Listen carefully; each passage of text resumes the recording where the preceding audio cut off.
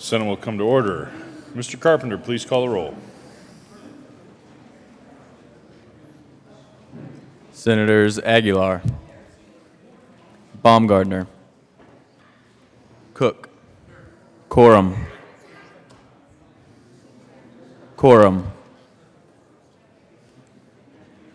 Court, Crowder, Donovan, Finberg, Fields, Garcia, Gardner, Guzman, Hill, Holbert, John, Jones,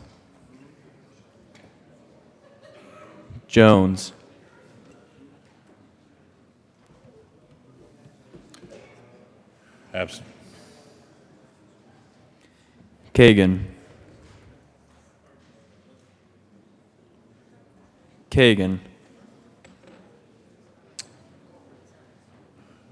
Absent. Kafalis, Kerr,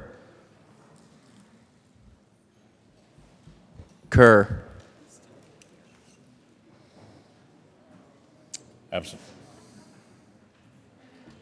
Lambert, Lundberg, Marble, Martinez Jimenez, Merrifield, Moreno, Neville, Priola, Scott, Smallwood, Sonnenberg, Tate, Todd, Williams. Excused. Sinzinger,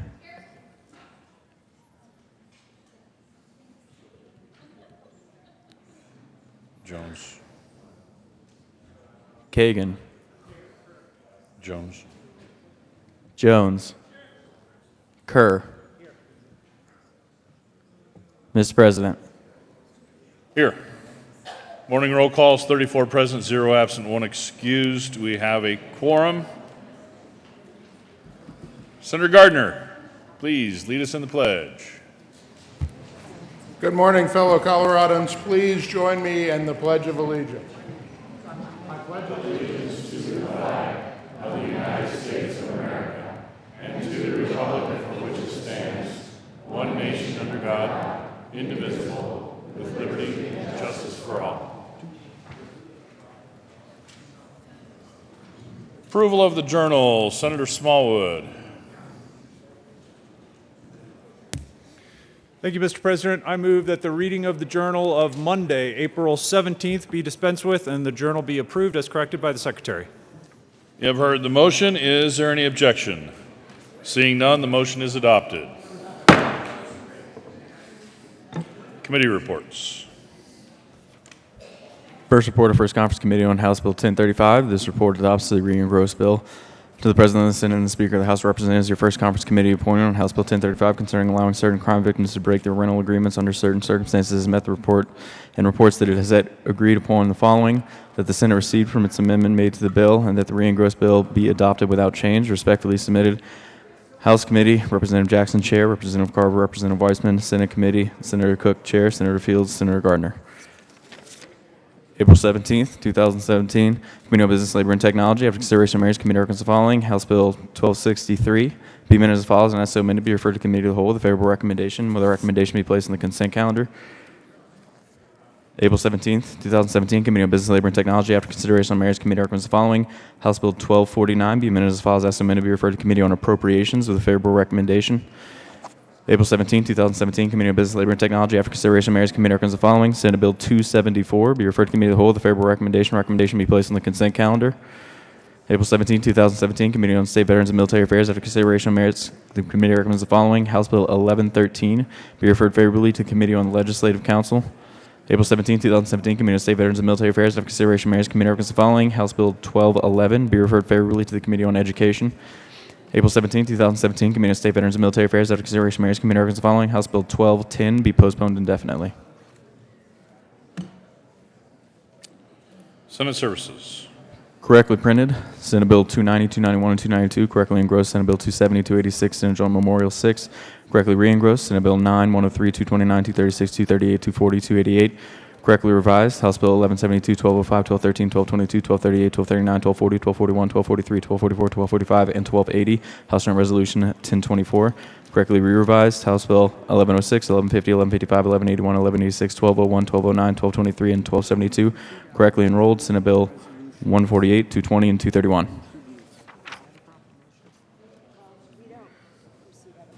Message from the House.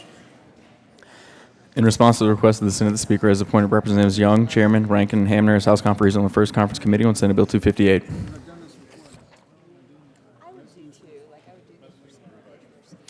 We herewith transmit without comment House Bill 1031, 1265, and 1295 without comment as amended. House Bill 1077, 1216, 1225, 1228, 1232, 1235, 1282, and 1299 without comment as amended. Senate Bill 83 and 187 with comment as amended. House Bill 1287.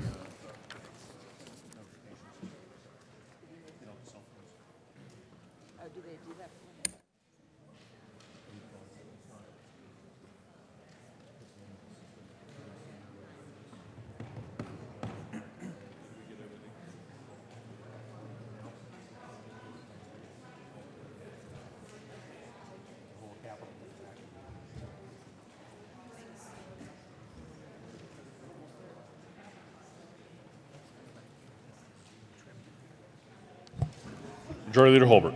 Thank you, Mr. President. I move the Senate proceed out of order for 2 moments of personal privilege and tributes. Motion is to proceed out of order for moments of personal privilege and presentation of tributes. All those in favor say aye. Aye. All opposed, no. The ayes have it, and we will proceed out of order. Senator Garcia. Thank you, Mr. President. I request a moment of personal privilege. Granted. Thank you, Mr. President. I rise today in support and ask that this tribute be recognized for American Medical Response for Safety Jam. The members of the Colorado Senate are proud to join and congratulate American Medical Response for creating AMR's Safety Jam event along with its public and private partners for helping the event to grow. Safety Jam initially focused on reducing traumatic brain injuries for youth, and throughout this partnership, the City of Pueblo, in addition to St. Mary Corwin and Parkview Hospital Center, over 2,600 bicycle and skateboard helmets have been distributed free of charge over the last 4 years to the public. They have been provided with various sponsorships from businesses and organizations, and they have been able to provide a number of different, health and safety topics. Safety Jam has reached over 7,700 individuals since 2013 and has helped improve the health and well-being of all youth in not only Pueblo, but this year will be extended to Canyon City in 2017. But here's the good news. In 2018, it's being extended to Boulder with the hopes of being extended to Denver and other cities in the future. This is given on the request of Senator Garcia under the hand of President Grantham, the President of the Senate. And Mr. President, we would like to recognize several of our guests who have done so much great work on this partnership. Mr. Mike Sexton from the City of Pueblo, Mr. Mike Lenning from AMR, and Mr. Chris McMahon, who are here joining us today.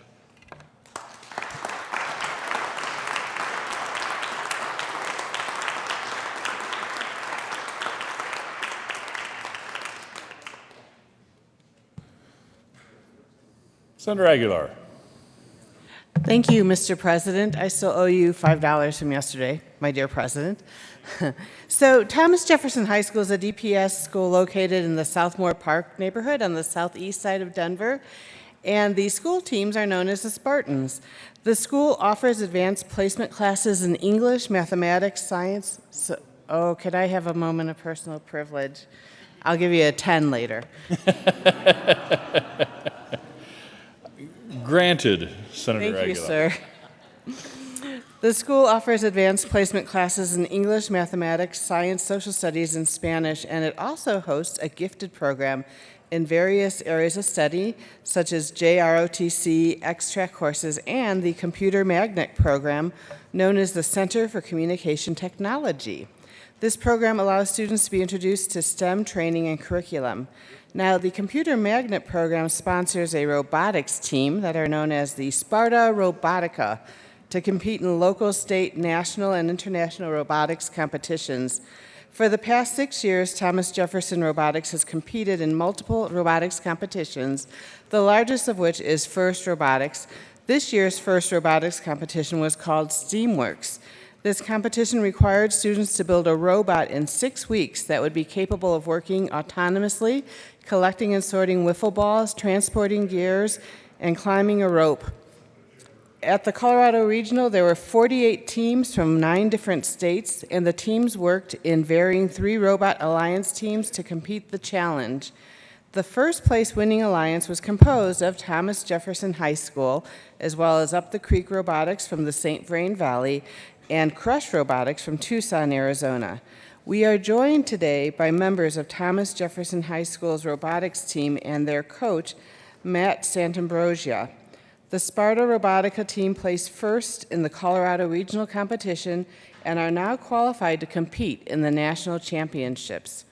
Sparta Robotica is also gearing up to compete in the 2017 VEX Worlds, a competition that allows students to flourish in a way that fosters the technical and interpersonal skills necessary for students to succeed in the 21st century. Today, I'm pleased to offer this tribute to highlight these accomplishments of our Thomas Jefferson High School sports robotics students in STEM training and curriculum. We are joined by them here today, and please join me in congratulating the Thomas Jefferson High School robotics team, Sparta Robotica, on its accomplishments.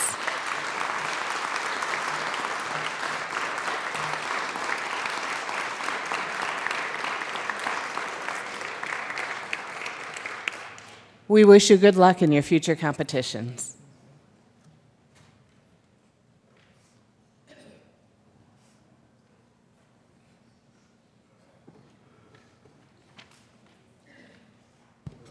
Majority Leader Holbert. Thank you, Mr. President. I move that we proceed out of order for consideration of resolutions. Motion before us is to proceed out of order for consideration of resolutions. All those in favor say aye. All opposed, no. The ayes have it, and we will proceed out of order. Mr. Carpenter, would you please read the title to Senate Joint Resolution 35? Senate Joint Resolution 35 by Senator Donovan and Representative Weissman concerning recognizing the importance of conquering scientific challenges from medicine to space and beyond. Senator Donovan. Thank you, Mr. President. I move Senate Joint Resolution 35 and do not ask that it be read at length. Thank you. Thank you, Mr. President. Colleagues, please be seated. There's a picture of a smoky bar that hangs in my home. The bar is packed with people. They're crowded around tables, and there's only standing room around the edges of walls. It's a black and white picture. And in the very background of the picture, there's a small television, maybe 12 inches. Everyone in the bar is transfixed on the TV. You can tell this by the glasses that are sitting on the tables, cigarettes hung in fingers in midair, and no one cares anything at that moment except for what's on the TV. The moon landing. This is a picture of my family's bar, July 20th, 1969. Our bar had the only public TV in town at that time, and Vail had come to the Copper Bar to see the nation achieve a lofty and foolish goal. We were joined together around the sharing and hope and the patriotism created from the vision of a nation. But that picture had been set in motion years before. 50 years ago, in February of 1967, the Apollo program began. The lunar orbiter and the surveyor had made laps around the moon before the Apollo program began, showing us the way to the heavens. And before we sent our satellites to show us the way, President Kennedy announced a moonshot in 1961. It's time to take longer strides, President Kennedy said. Time for a great new American enterprise. Time for this nation to take a clearly leading role in space achievement, which in many ways may hold the key to our future on Earth. Our president and our government invited us to dream outside of our planet, to have an outrageous goal of reaching the moon, which just years previously had to mankind been obviously out of reach, a belief we had held our entire existence as humans. Years later, President Ronald Reagan implored a graduating class in 1983 to take what we had learned from the Moonshot and create a future more dazzling than America has ever known. More dazzling than America has ever known. President Reagan continued, "There are no such things as limits to growth because there are no limits on the human capacity for intelligence, imagination, and wonder." Inspiring words to a class of college students stepping into a world which they were going to carve as their own. "We have done big things," he was saying. "Now you need to do bigger things." And just recently, President Obama in a State of the Union once again reminded us of the power of a moonshot, the power of a nation rallying behind a goal when he asked us to use our mighty resources to tackle the challenge of cancer and unite in the fight against this terrible disease. Moonshots, goals that are big, bold, patriotic, and larger than just one man or one woman, have inspired us as a nation to reach and achieve enormous goals. They are long-term and patriotic pursuits that bring us together under a common goal, and they inspire child and adult alike. So some of you may be wondering why I'm talking to you about moonshots this morning. It's surely not lost on this body that our nation, our state, and even our local discourse has taken a dark turn towards division over unity in recent months and years. Our country was founded on the notion of saying yes to taking longer strides, and yes to creating a future more dazzling than America has ever known before. Our governing documents are emblazoned with the spirit of exploration and discovery, challenges and disagreement that result in the freedom to choose our own way together. It is the DNA of the high expectations we set for the self, and it is the fabric of our confidence as a nation. A country founded on the spirit of yes has recently too often turned its eyes towards the unsettling ease of the word no, using our divisions and our differences against each other through polarization, rather than towards the unification towards a common cause and the grudging respect of those with different opinions than our own. The very founding of our country itself was a moonshot, and we have lost that sense of awe and responsibility that our Constitution and our way of life inspire. Have we lost the political sense that united we are better as a nation and a state?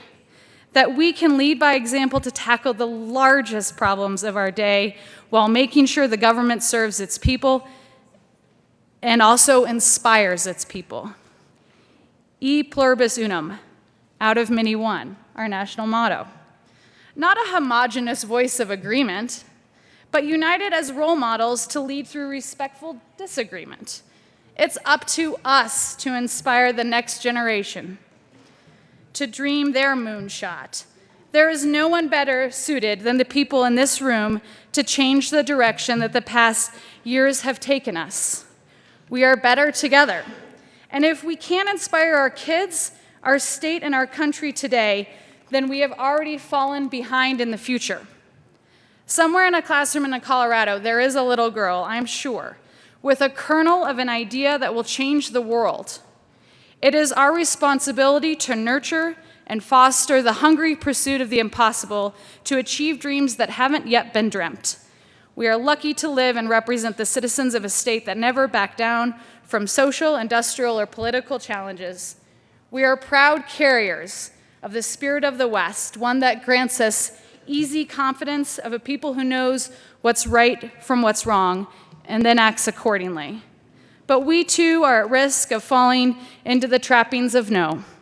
It's up to us to clutch onto the word yes.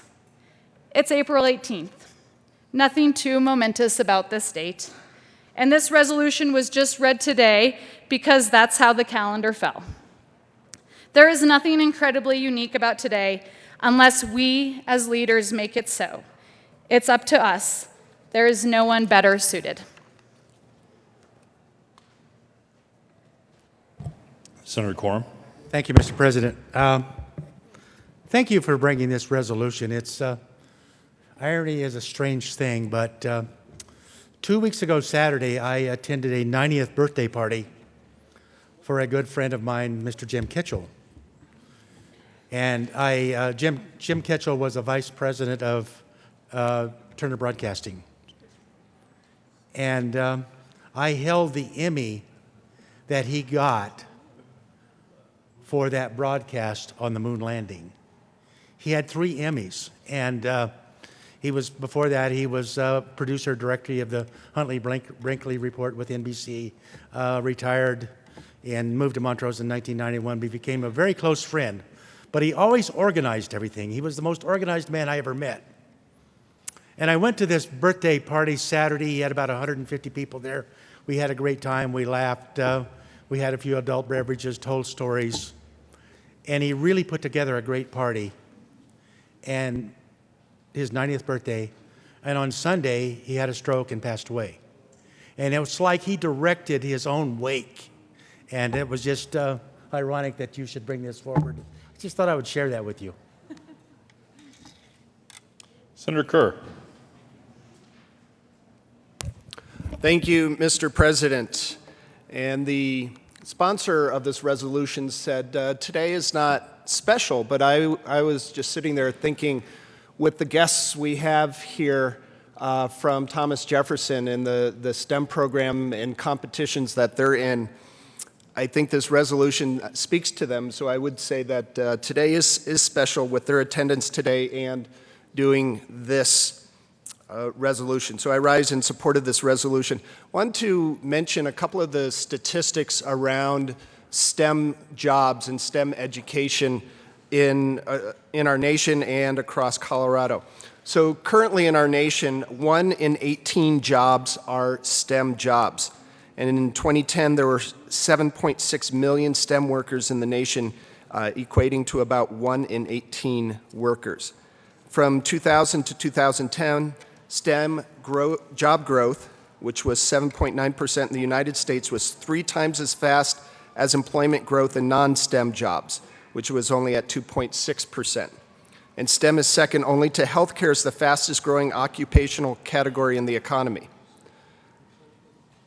Here in Colorado, advanced industries comprise engineering and research and development intensive companies that share common workforce skills in STEM, accounting for 30% of the state's economy, which means about 520,000 high-paying jobs and hundreds of thousands of associated jobs.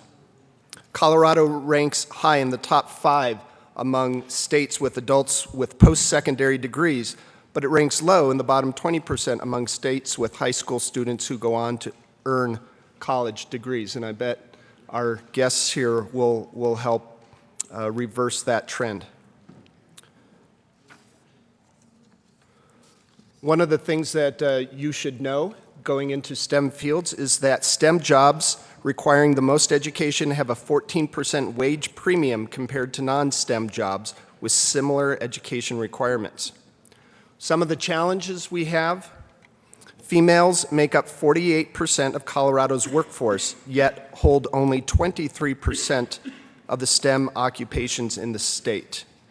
And while Hispanics and Latinos make up 16% of Colorado's workforce, they hold only 6% of STEM occupations. So again, with our guests here today and the tribute for them, it's good to know that our STEM workforce, our STEM education system is in good hands with them, but there are challenges we still need to address, and hopefully these will be the students that will help us figure out what is our next moonshot. Thank you, and please support the resolution. Senator Martinez-Humenick. Thank you, Mr. President. I, too, rise in support of this resolution. I want to say thank you to all the students in robotics. We've got students across the state that may not be actually in STEM programs, but who have teachers and instructors who are helping them learn so that we can continue to contribute to the United States as a global leader here in Colorado. As many of us know, and as you students know that are here today, Colorado is a significant contributor to America's knowledge and understanding of space mysteries, building things for space, and new medical discoveries. So we have a lot of talent, a lot of very, very intelligent people who are working very, very hard on finding new things, new discoveries, whether it's for space or for medicine. And so for that, we thank you.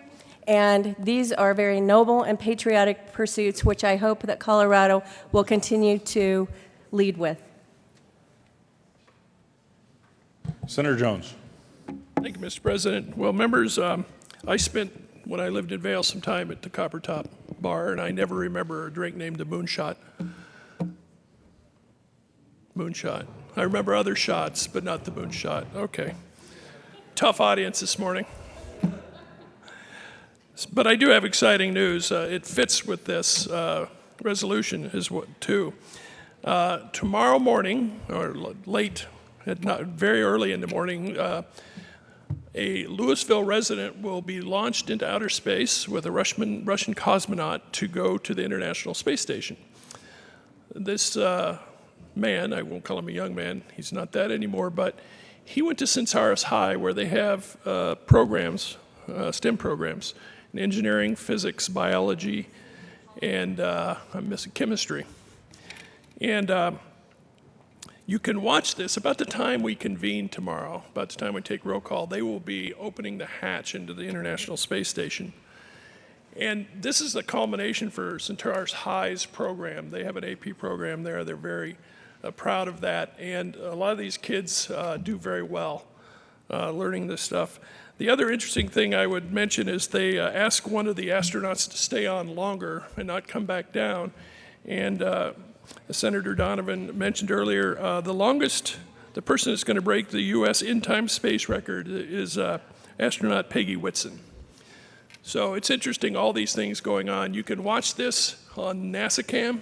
They will have live shots from the space station and from the spacecraft too. So pretty proud to have Jack Fisher is the name of the astronaut going into outer space and representing us tomorrow.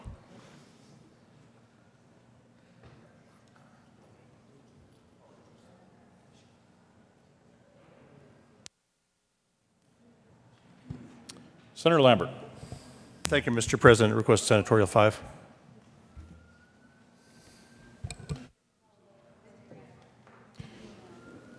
Being a Senatorial 5.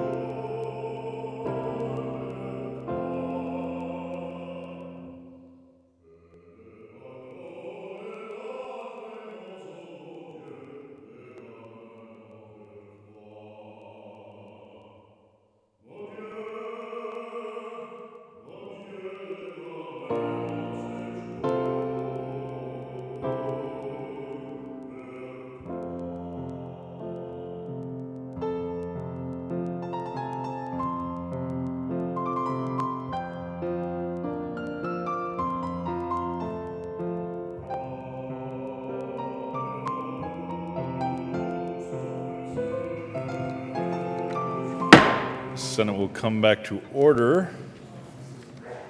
There is an amendment on the desk. Mr. Carpenter, please read Amendment L001. Amendment L0. Senator Donovan. Thank you, Mr. President. In the most genuine spirit of what I just spoke of, a colleague across the aisle pointed out an important change that we need to make in this resolution, so we just drafted an amendment to make sure that we, one, get our facts correct when we are speaking of the importance of education, and two, to respect the sacrifices that were made by those first men that dreamed and helped us get to the moon. So therefore, I move Amendment 1 to Senate Joint Resolution 35 and ask for your support. Is there any further discussion on Amendment L001? Seeing none, the motion for the body is the adoption of Amendment L001. Are there any no votes? Are there any no votes? The vote of 34 ayes, 0 noes, 0 absent, 1 excused, Amendment L001 is adopted. Senator Donovan. Thank you, Mr. President. I renew my motion for the adoption of Senate Joint Resolution 35. Thank you. Is there any further discussion on Senate Joint Resolution 35? Seeing none, the motion before the body is the adoption of Senate Joint Resolution 35. Are there any no votes? With the vote of 34 ayes, 0 noes, 0 absent, 1 excused, Senate Joint Resolution 35 is adopted. Co-sponsors. Senator Donovan. Mr. President, I ask that the current roll call be added as co-sponsors. If there are no objections, the current roll call will be added as co-sponsors. Majority Leader Holbert. Thank you, Mr. President. Move the Senate proceed out of order for another moment of personal privilege. Motion is to proceed out of order for a moment of personal privilege. All those in favor say aye. All opposed, no. The ayes have it, and we'll proceed out of order. Senator Aguilar. Thank you, Mr. President. I ask for a moment of personal privilege. Granted. Thank you. Members, I'm here this morning on behalf of our own Senator Angela Williams, who is not able to be here with us today, but who had arranged for some very special guests to attend and join us for this tribute presented by the Colorado General Assembly to the Denver Zoo. Senator Aguilar, Senator Kerr is the only thing that walked through the door when you said that. Senator Aguilar. Yes, he is a poor example of the species Homo sapien. All in favor say aye. Aye. All opposed, no. The ayes have it. Senator Aguilar. Thank you, Mr. President. This tribute is presented by the Colorado General Assembly in recognition of the continuing success of Denver Zoo and the immense value it has to the Denver community, the SCFD region, and Colorado as a whole. The Denver Zoo was founded in 1896 with a single bear cub and has grown to house more than 4,000 animals representing 600 different species, many of which are threatened or endangered. Through meeting its mission of securing a better world for animals through human understanding, Denver Zoo brings science education to life, offering unique learning experiences that spark an interest in the natural world for guests of all ages. Welcoming more than 2 million guests each year, Denver Zoo is the most visited cultural organization in Colorado. The Colorado General Assembly recognizes the Denver Zoo for its remarkable 121 years serving the community and is pleased to have an international leader in animal care, education, and conservation in the Centennial State. On request of Senator Angela Williams and Representative Leslie Herod, given this 18th day of April 2017, State Capitol, Denver, Colorado, signed by Kevin J. Grantham, President of the Senate, and Crisanta Duran, Speaker of the House of Representatives. And members. Senator Aguilar. Mr. President, may I introduce our guest here today? Please do. Thank you, Mr. President. We have with us today Ms. Sherry Coble, who is the chair of the Denver Zoo Board of Directors. We have Shannon Block, who is the CEO and president of the Denver Zoo. Tamara Ward, who is the chief external relations officer for the Denver Zoo. Andrew Rowan, who is the Denver Zoo director of public affairs. And Cardi Lavelle, who has brought with her a jazz macaw. Thank you, members, and please join me in recognizing the Denver Zoo.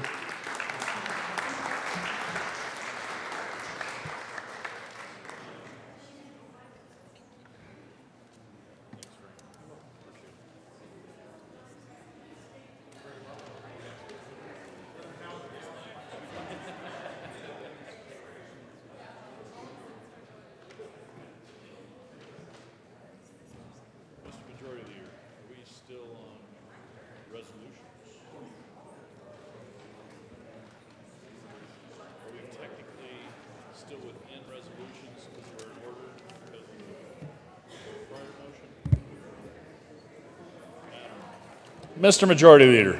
Thank you, Mr. President. I move to lay over Senate Joint Resolution 36 until April 21st. Friday, April 21st. The motion is to lay over Senate Joint Resolution 36 until April 21st. All those in favor say aye. Aye. All opposed, no. The ayes have it, and that will be laid over.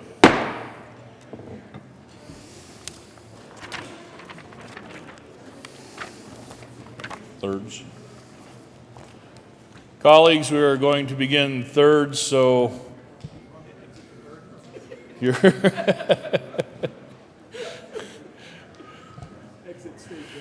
your attention will be appreciated as we begin.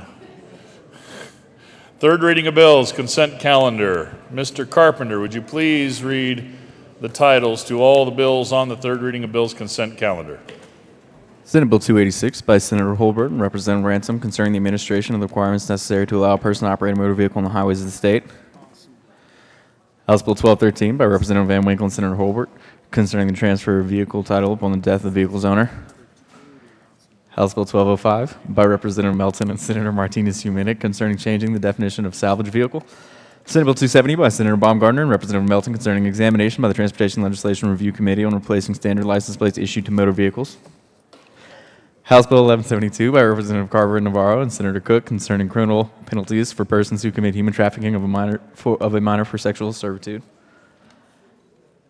House Bill 1238 by Representative Lee and Senator Holbert concerning non-substantive relocation laws related to debt management and collection services from Title 12 Colorado Revised Statutes as part of the organizational recodification of Title 12. House Bill 1239 by Representative West and Senator Guzman concerning the non-substantive relocation laws related to private occupational schools from Title 12 Colorado Revised Statutes as part of the organizational recodification of Title 12. House Bill 1240 by Representative West and Senator Cook concerning the non-substantive relocation laws related to the Department of Public Health and Environment from Title 12 Colorado Revised Statutes as part of the organizational recodification of Title 12. House Bill 1241 by Representative Harrod and Senator Gardner concerning non-substantive relocation laws related to Indian arts and craft sales from Title 12 Colorado Revised Statutes as part of the organizational recodification of Title 12. House Bill 1243 by Representative Willett and Senator Guzman concerning non-substantive relocation of the laws related to wholesale sales representatives from Title 12 Colorado Revised Statutes as part of the organizational recodification of Title 12. House Bill 1244 by Representative Harrod and Senator Gardner concerning non-substantive relocation laws related to cemeteries from Title 12 Colorado Revised Statutes as part of the organizational recodification of Title 12. House Bill 1245 by Representative Foote and Senator Kagan concerning non-substantive relocation laws related to public establishments from Title 12 Colorado Revised Statutes as part of the organizational recodification of Title 12. House Bill 1280 by Representatives Michelson, Janae, and Young and Senator Gardner concerning conforming Colorado statutory language related to disability trusts to the Federal 21st Century Cures Act. You're done? Oh, I'm done.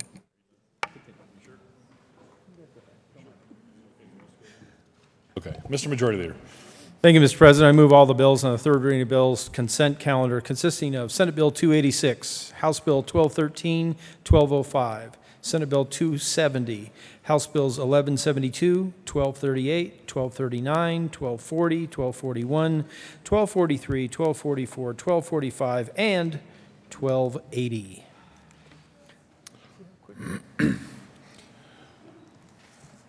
Motion before the body is the adoption of all the bills on the third reading of bills consent calendar. Is there any discussion on any of the bills? Are there any no votes on any of the bills on the third reading of bills consent calendar? With a vote of 34 ayes, 0 noes, 0 absent, 1 excused, Senate Bill 286 is adopted.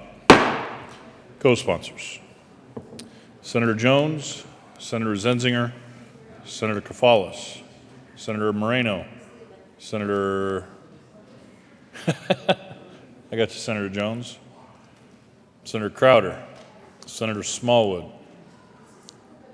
Senator Donovan, Senator Fields, Senator Kagan, I got you, Senator Fields, Senator Todd, Senator Cook, Senator Scott, Senator Priola, Senator Gardner, Senator Martinez-Humanic, Senator Tate, Senator Kerr, Senator Kurt,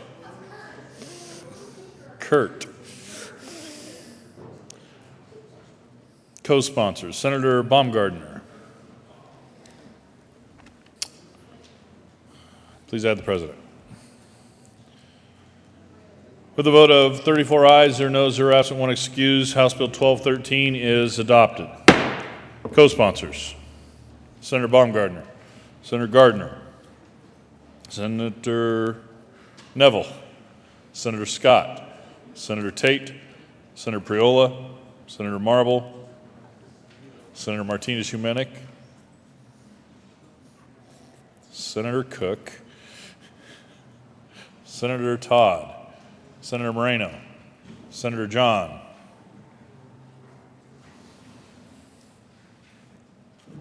please add the President.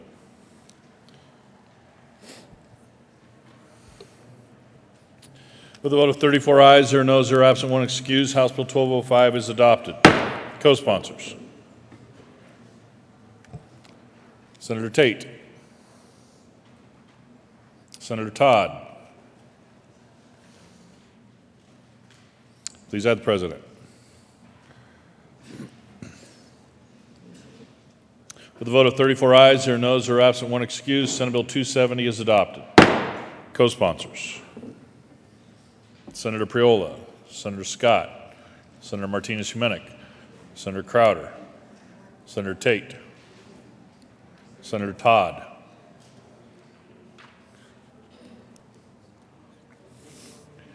Senator Baumgartner, would you like to co-sponsor your own bill? Okay.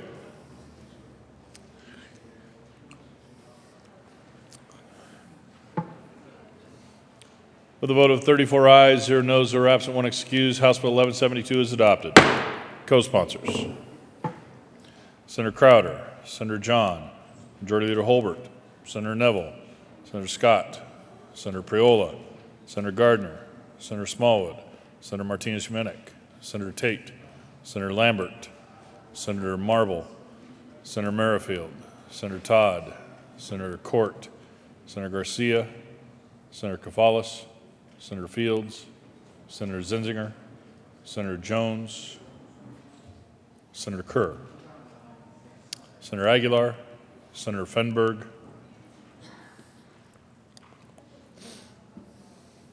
please add the President.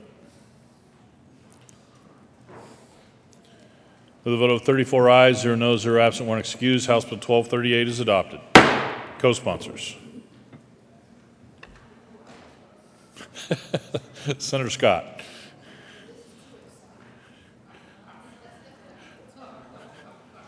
with a vote of 34 ayes, 0 noes, 0 absent, 1 excused, House Bill 1239 is adopted. Co-sponsors: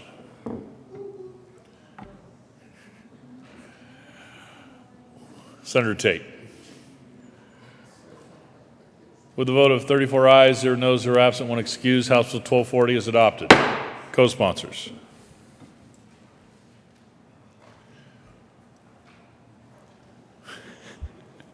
with a vote of 34 ayes, 0 noes, 0 absent, 1 excused, House Bill 1241 is adopted. Co-sponsors: Senator Priola. With a vote of 34 ayes, 0 noes, 0 absent, 1 excused, House Bill 1243 is adopted. Co-sponsors: with a vote of 34 ayes, 0 noes, 0 absent, 1 excused, House Bill 1244 is adopted. Co-sponsors: Senator Coram. With a vote of 34 ayes, 0 noes, 0 absent, 1 excused, House Bill 1245 is adopted. Co-sponsors: Senator Kagan will co-sponsor his own bill. Senator Cook, Minority Leader Guzman, Senator Garcia. With a vote of 34 ayes, 0 noes, 0 absent, 1 excused, House Bill 1280 is adopted. Co-sponsors: Senator Lambert, Senator Aguilar, Senator Todd, Senator Kafalis, Senator Martinez-Humenick,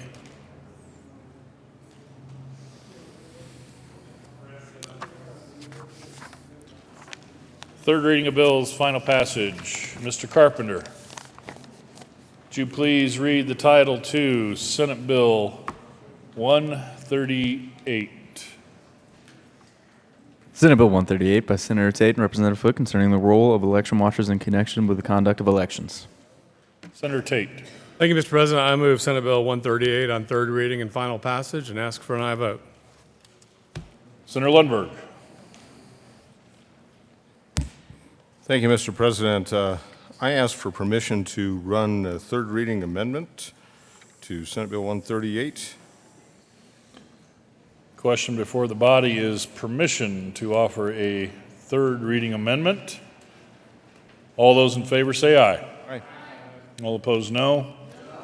The ayes have it, and permission is granted. There is, I take it, There should be an amendment on the desk. the desk. Mr. Carpenter, would you please read Amendment L011? Amendment L011 to Senate Bill 138. Mr. Lundberg. Thank you, Mr. President. I move Senate L011 to Senate Bill 138, and let me explain it briefly and then give one other little technical thing. There's been much debate and discussion on Senate Bill 138, and on seconds, things weren't really completely concurred with nor understood by many of us, including myself. And this is a two-page amendment that has been on the members' desks for at least a couple of days now. And it does make some adjustments to the bill. This is, of course, the Watchers Bill, the bill dealing with those who watch elections by, because of representing their political party or representing a candidate or an issue. This bill, or this amendment, is to actually move Senate Bill 138 into more of a positive reinforcement of the concept of watchers. And I urge its adoption on this. I do, and I better put this one other element in, I do have an amendment to the amendment, which is a small technical point, whereas on page 2 of the amendment, on line 14, there are 3 words that that were not included, and therefore submit the amendment to the amendment for consideration.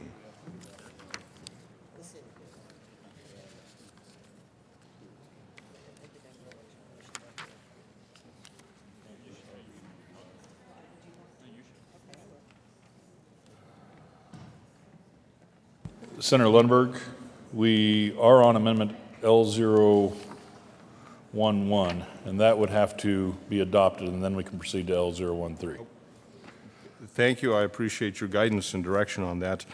Simply give the members a heads up that I'm hoping that we can simply add the words prior to the before the words opening of the polls on line 14 after the adoption of L011. There seems to be some other people who might want to speak to this, and I will step aside and see if there's more discussion on the amendment. Is there any further discussion on Amendment L011? Senator Court. Thank you, Mr. President. Well, I know that Senator from Centennial has worked really, really hard on this bill, and he has taken so much input. And there's been a huge stakeholders discussion. The Bipartisan Election Watcher Advisory Panel worked on this. And now here comes this amendment that that's inaccurate, significantly undoes lots of the work that panel did.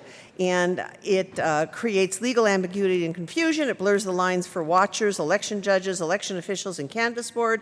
It authorizes in statute a new shadow election by people who have not received training on how to conduct an election and who have not passed the same background checks required under statute. It really messes up a really good bill. So we heard this bill in the State Affairs Committee, and there was a lot of discussion, and there were a lot of stakeholders that came together to say they thought the bill was good as presented. And again, I know that the good senator who is the sponsor of this worked really hard on the bill itself. And then all these other ideas came flying out of the woodwork that mess up, as far as I'm concerned, a really good bill. So I urge a no on Amendment 011. Thank you. Senator Lundberg. Thank you, Mr. President. Allow me to add some clarification to some of the points that were, or charges that were leveled against this amendment. Yes, it does make substantial changes, and this is why. Because this bill, Senate Bill 138, as I said earlier, deals with the regulation of those of watchers whose job it is to represent the interests of political parties, of candidates, and issue committees during the election counting process. And the real question is, should the watchers be allowed to watch or not? And the concern with the current form of Senate Bill 138 is that it actually moves the ball further away from watchers being able to thoroughly watch the entire process. And the question is a fundamental question on how elections are to be conducted. Are elections simply a mechanism of the state, in this case the county clerks, or are they more of a citizens' process where we, the people, can be, where the process can be as transparent as possible? The amendment I am bringing before you actually moves us towards a greater transparency. It doesn't create ambiguity. It does create a bit more of an ability for watchers to be involved at every step of the process and to actually be able to see what's happening.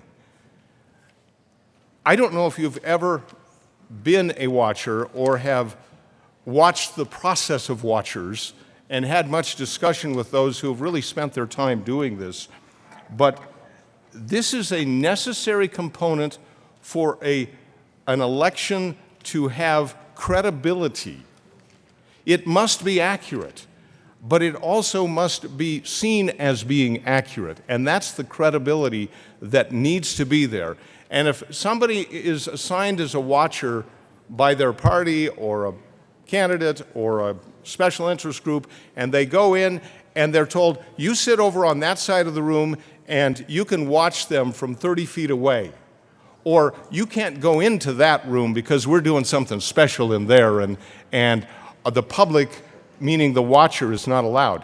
Oh, and let me add this one point of clarification. A watcher takes a significant oath of secrecy so as to not divulge two things. One, any personal information about individual votes, which they rarely have any access to at all.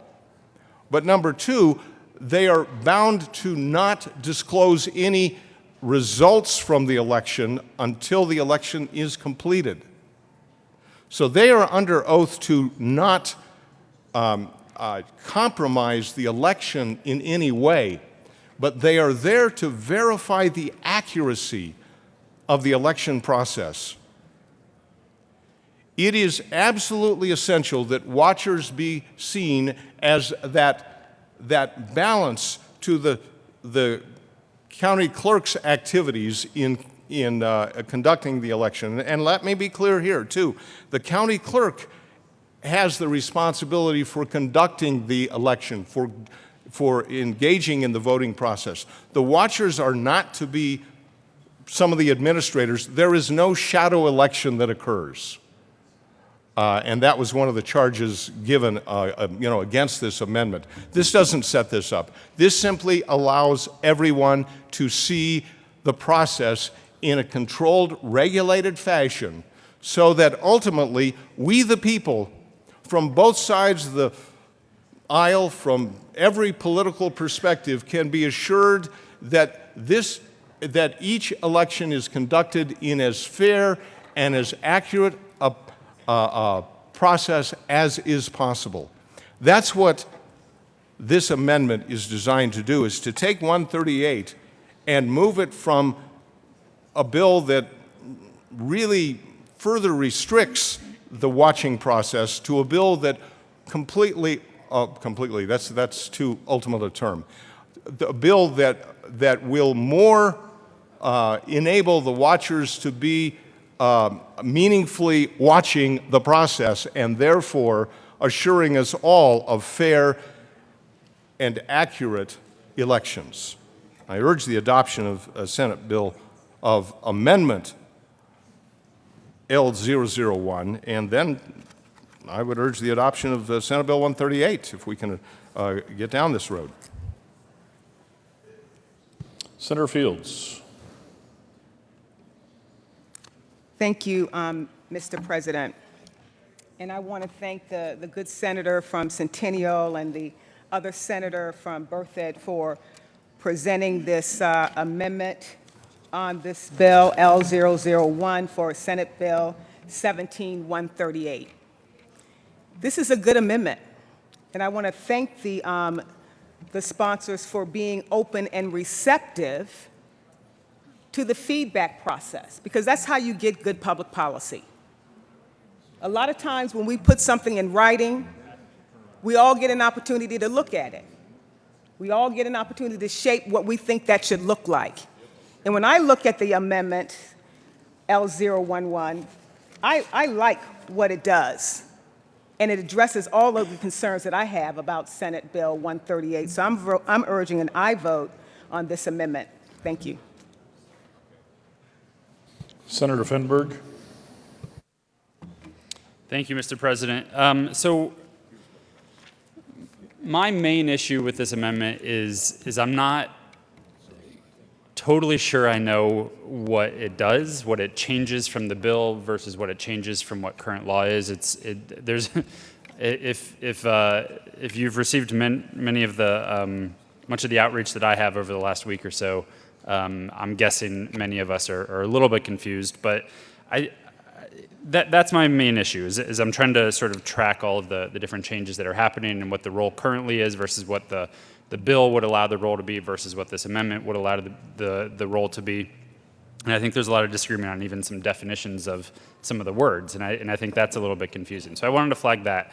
But here in reading through the amendment again, here are the things that I question. I don't know if I disagree with all of them yet, because again, it's sort of hard to decide exactly what the ramifications could be. But I do think there's an issue with moving some of the language from allowing a watcher to verify the accuracy of signatures, moving it to that, away from allowing watchers to sort of observe the process and raise questions when they believe that there may be a discrepancy or an issue. And the reason isn't because I think watchers shouldn't be able to be involved, shouldn't be able to watch and make sure they're able to flag problems. The issue is, I think, if you're allowing an outside party to verify the accuracy of a voter's signature, you're sort of giving them investigatory powers that really lie with the county clerk and the election judges themselves. And I don't know where this language change would lead to, but my concern is that you essentially have appointees of political parties and candidates able to nitpick every single signature and stop the process and investigate because they're allowed to verify the accuracy rather than just raise the flag to the appropriate election judge. And I think that could be a problem. If my political opponent questions people that they think are voting for me because the T in their name looks slightly different than it did last year, I think if these outside parties are allowed to verify accuracy and not just watch and raise the flag and the issue to the election judges, I think it could create a very difficult scenario during our election process. The other question I have, and this may just be a clarifying question, but the amendment does take out the requirement that the watcher can't disclose results of the election before the election is over, or at least before the results are given to the public. And I know the sponsor of the amendment discussed that it's in the oath, but if I'm correct, the amendment takes it out of the statute of the bill, and I'm wondering why, if we don't think that that's a problem and it's already in the oath, why we would take it out of the bill. And if I'm wrong on that, I'd be happy to be corrected. And then on the background check, I want to make sure that there is some understanding of what the background check is and what it isn't. It gives the county clerk the discretion to do a background check on an election watcher. It doesn't require it. It doesn't even put the expense on the watcher. The expense is on the county clerk's office if they feel that they want to look into the background of someone and make sure there isn't any offenses there that would keep them out of the process. Again, this really would just require the watcher to check a box saying they allow the county clerk to do a background check. And I want to make sure it's clear that we're not, the county clerk is not looking for any type of infraction in their history.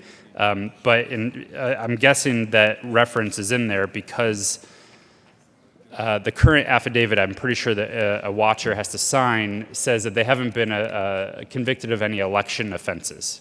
So meaning this would help the county clerk screen people out that are literally have a past of messing with elections. I think it's appropriate to give the county clerk the discretion to do a background check to keep people that are literally there potentially to mess and alter or impact an election from being able to be in certain areas when the election is being conducted and tabulated. So those are my questions and concerns.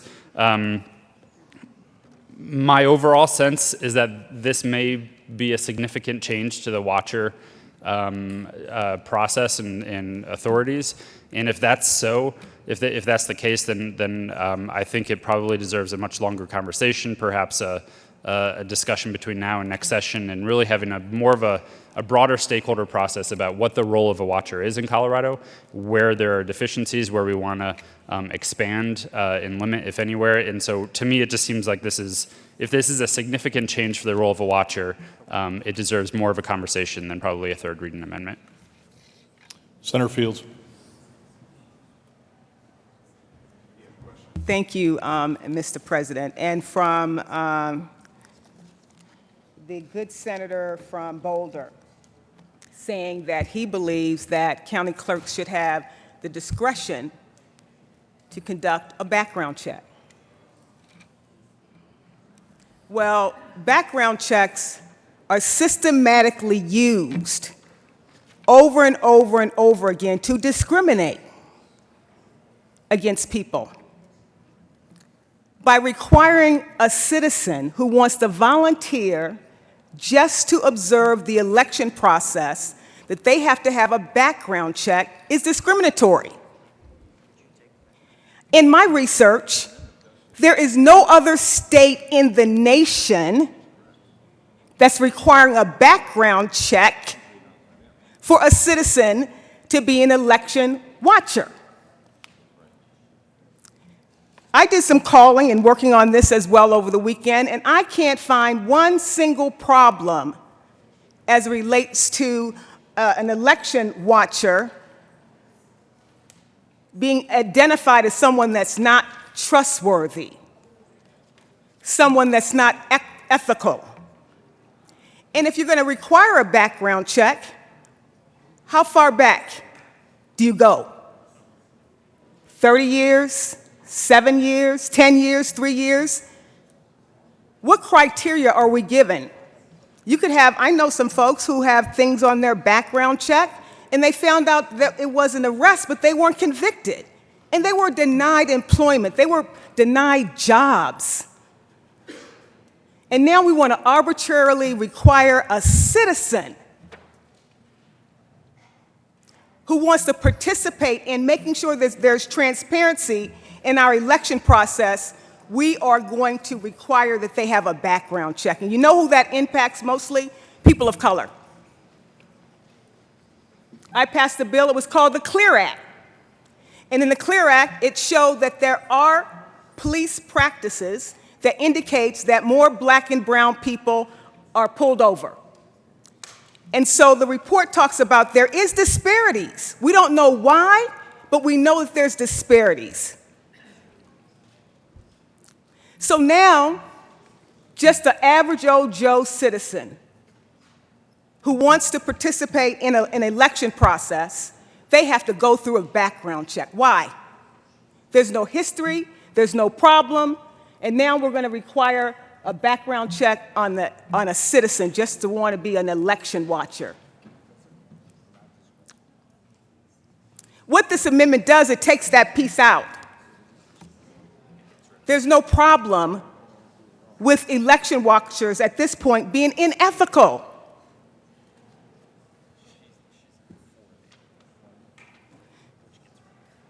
And it could be embarrassing. You find something out that somebody had something on their record some time ago, 13 years ago, and they're going to be disqualified.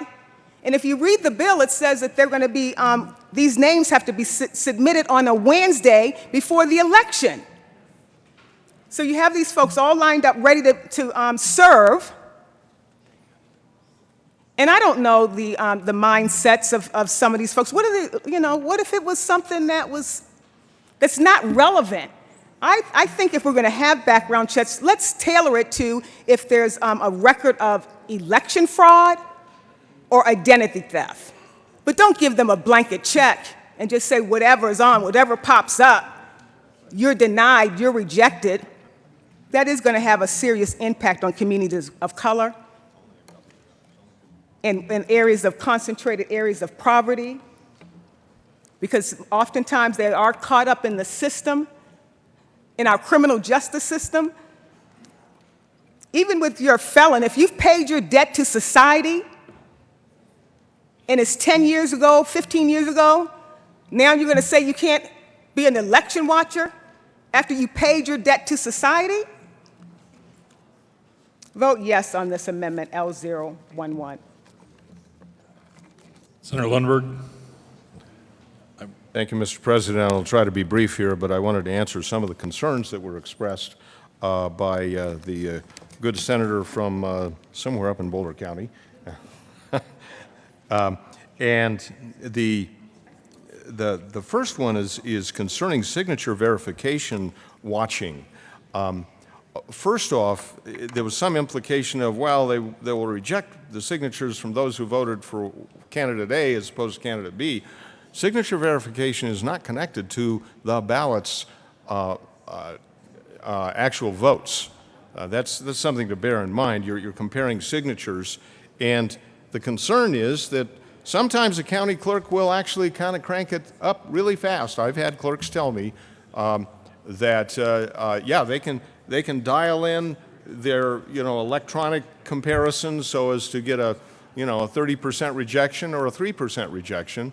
And then when it comes to the judges viewing the signatures, they can crank it up. I've heard it as fast as a 2-second verification process. So each signature goes up for 2 seconds, and then the next one, and then the next one, and then the next one. Those are points where there does needs to be some oversight. There needs to be some citizen perspective. And they don't, by the way, a watcher does not become a judge. And as I understand it, a watcher doesn't even talk to the judge. A watcher can go to somebody else within the clerk's system and say, we've got a problem over here, you need to look into it and get that cured. Another question was concerning, does this amendment remove the oath that watchers are required? No, it does not remove the oath. It does deal with the final 2 lines on the oath that has to do with when the watcher can actually disclose some of the results that they've seen. Current law says when the election is done, and that's called 7 p.m. on the final election day. The bill, 138, moves that to, let's see, I will not disclose the result of the votes until after the polls have closed and tabulated results of the election are formally announced by the designated election official. It does remove that language and moves it back to current statute that says after the election, the watcher can disclose the results of what they've been seeing. Now, understand, individual watchers don't have the tabulated results. They can just say, when I was watching this, this is the way it was working. Frankly, it strikes me as a bit unnecessary to have to wait till after the results are announced in another way, because when the election is over, the election is over. And that is why that part is in there. So I hope I've covered some of the questions. I may have missed a detail or two. I believe others have referred to some of those elements. But let me just give you the nut of it again. Do we believe that watchers should have the authority to watch or not? That's the question before us.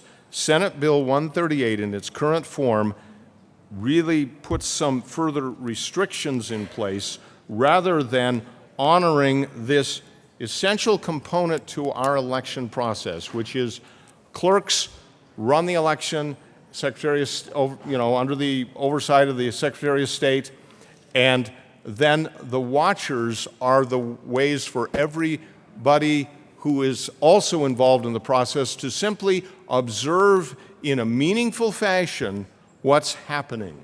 That's the goal.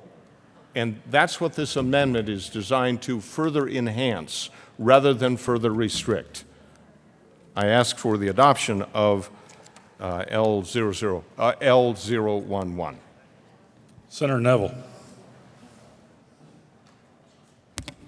Thank you, Mr. President. Colleagues, I rise in support of L011 as a necessary amendment to make this bill, I guess, palatable.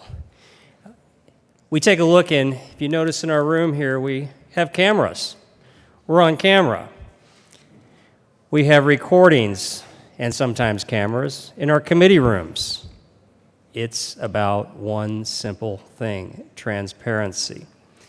When we take a look at poll watchers and saying that they cannot see everything that goes on within the process, it's no different than anything else when you talk about transparency. If you eliminate certain segments of transparency in any process, you eliminate transparency totally. That's what 011 is about. It's about verifying, no matter who is running those elections, no matter which clerk, that there's going to be a transparent process day in and day out. We demand transparency in everything we do in government, but to not demand this high level of transparency in our election process basically eliminates all transparency if you think about it. If we can't guarantee that the results, the transparency of the process is intact and that it's actually being done correctly, how can we guarantee that anything we do after that, everything we do down here for these entire sessions, so much is predicated upon the election process? So colleagues, I want you to think about this. There seems to be sometimes this, what I would call a projection. Some people know a county clerk or they know someone, they say, well, they do things right. But remember, they're not going to be there forever. Somebody's going to come after them. This requirement is a basic. It's a basic, and we should not allow something like this to go forward without L011. So I urge and I vote on 011.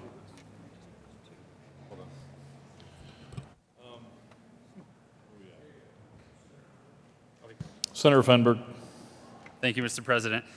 Just to respond to a few of the things that have been discussed, on the background checks, I am not a fan of background checking people across the board for all kinds of things. In general, I think I very much agree with the senator from Aurora that background checks are often used in discriminatory practices, whether intentional or not. That's often the result. When it comes to our elections, the most important and sacred part of our democracy, I think it is not only fine but responsible to give the authority to allow a background check looking for election fraud in someone's past, especially after this past election with all the allegations and discussions around integrity of our election system. I think if we're allowing people, and especially under this amendment, if we're potentially expanding the role for election watchers, I think it's appropriate to make sure they have not conducted election fraud in the past. If that would require an amendment to clear up what a county clerk is allowed to and not allowed to look for in a background check, I think that would be appropriate and fine. On signature verification, one other thing real quick. Not allowing the watcher to disclose results or information until the election is over, genuine question. I'm not sure what the definition is of when an election is over. I don't know if that means 7 p.m. I don't know if that means after all the votes have been put in, because oftentimes people are waiting for 2-3 hours or more after 7 o'clock and they're still voting. And I think one of the issues here is making sure someone isn't leaving the polling place, tweeting out, looks like so-and-so is winning in this Senate district or something, and then people standing in line are like, oh, what's the point of standing in line? I'm going to leave. That's, I think, part of the intention here. The other thing on signature verification, it was alleged that signatures are not connected to the identity of a voter, of the ballot, of who they voted for, et cetera. However, that's not how it works. In practice, if someone is appointed by a political party and wants a certain party to win, and they're an election watcher, they will go to certain precincts and certain places and question people's signatures rather than other ones. For instance, if I was an election watcher appointed by the Democratic Party and I really wanted the governor's race to go Democratic, I would maybe think about going to a certain place down south and questioning signatures more often than I would question the ones, let's say, in a place called Boulder. That's how it works. People will not be targeting based on the individual voter. They will be dispatched to certain areas that they think if they invalidate 30% of the votes there, then that's going to make a big difference and it's going to swing things. And I think it's just important to be real about what this could open the door to in terms of politicizing election administration, which I think is a very dangerous place to go, and I think that's what this could do. And all I would say to close, I guess, is watchers, yes, they should be able to watch. County clerks and election judges should be able to conduct an election without a lot of interference. I'm not sure that this bill moves us forward in the right way. It may not.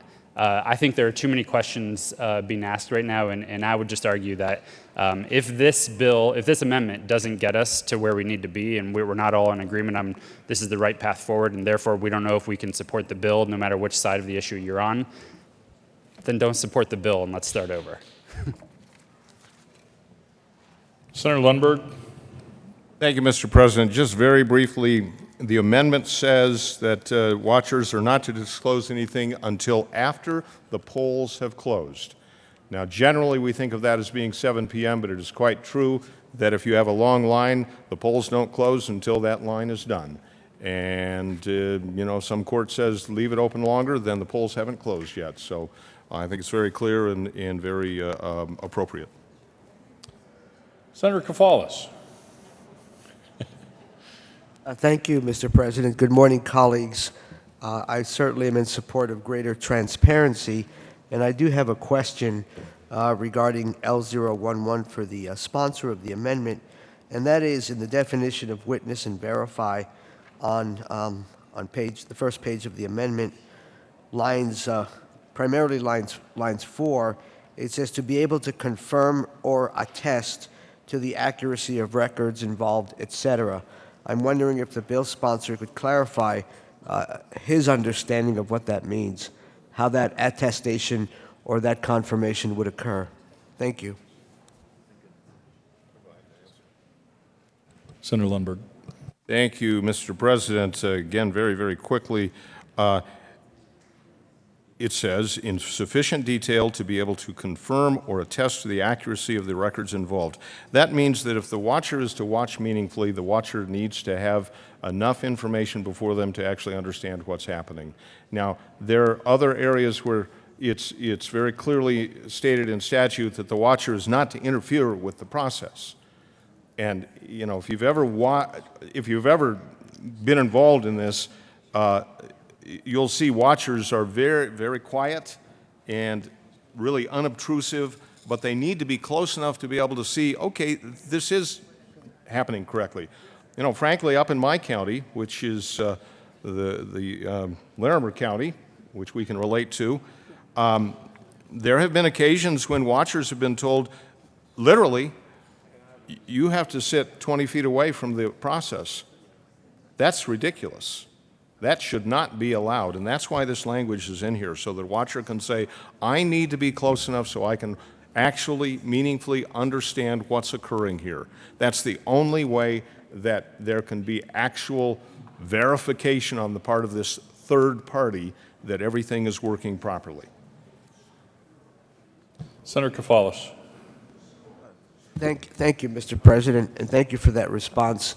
The only thing I'd like folks to think about is if this moves forward, whether or not there should be more specifics regarding what do we mean by confirmation or attestation. Does that mean that a watcher would sign off on something at the end of the process, or does that mean it's verbal, or as that incidence comes along? I just think it would be helpful to clarify what that means, and I just put that out there as food for thought.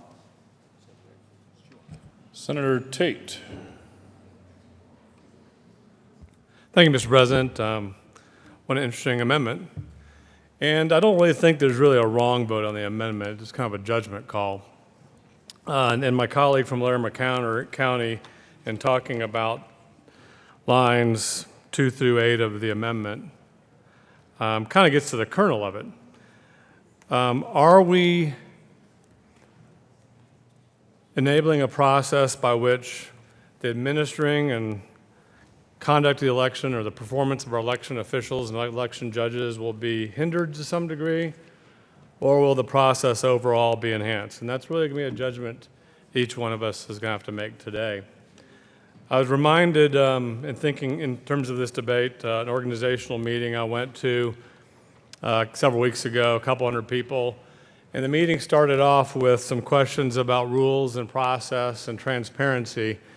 And they were important questions, but I remember the room, a lot of people on tight schedules wanted to go about their day. There's a certain tension between getting it right and getting it done. And I think this amendment kind of illustrates that tension. We're here caught between what could be perceived as expediency on behalf of our election officials in terms of conducting the election, and transparency into what they're doing, so we all have confidence that these elections are done for our benefit as a representative democracy. For today, and I want to remind everyone that this is the first chamber and there's more bill digestion to happen here in this building. Today I'm going to err on the side of transparency over expediency. Thank you. Is there any further discussion on Amendment L011? Seeing none, the motion before the body is the adoption of Amendment L011. Are there any no votes?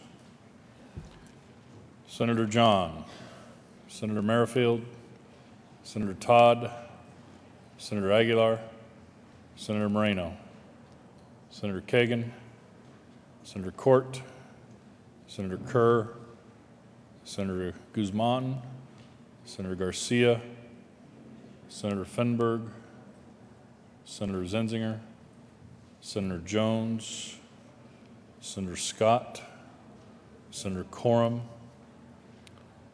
Senator Priola, Senator Martinez-Humenick, Senator Smallwood.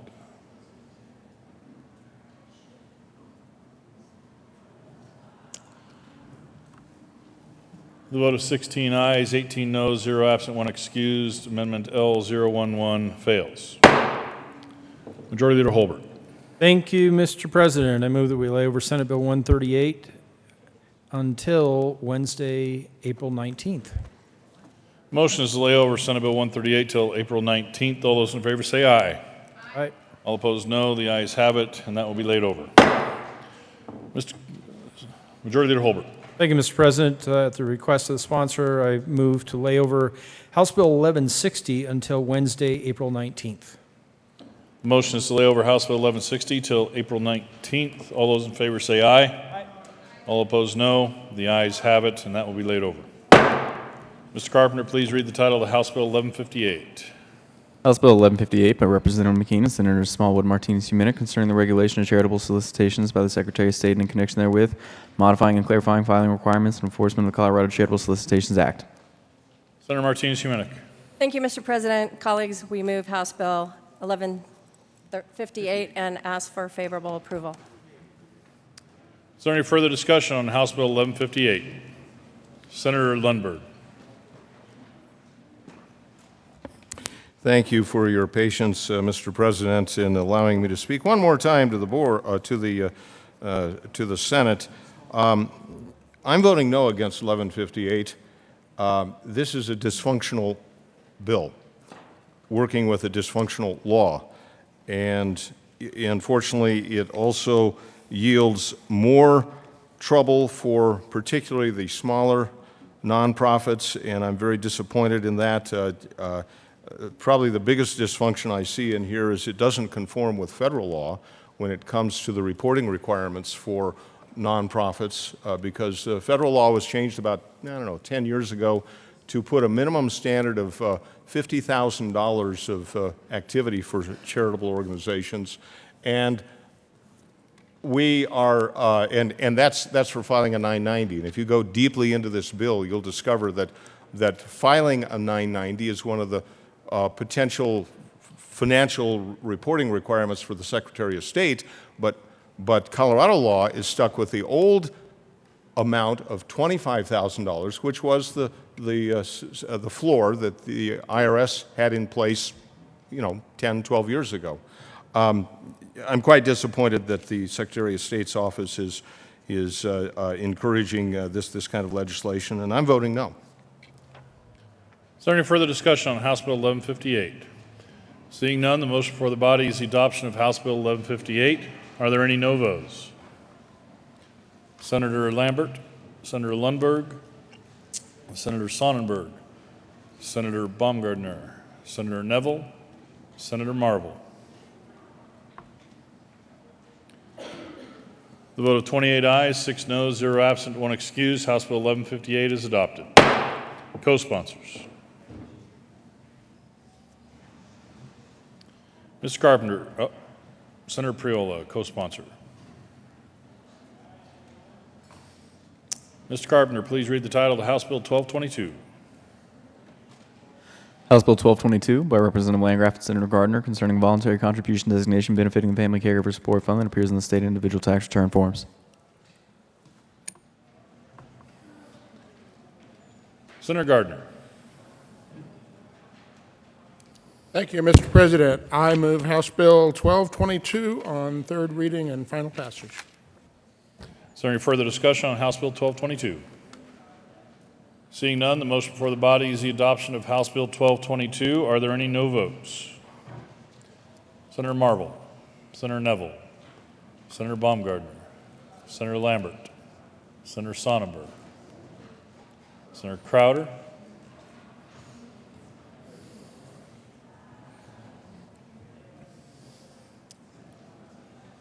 please add the President.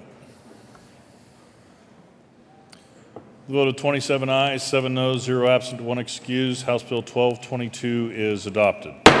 Co-sponsors. Senator Kafalis, Senator Fields,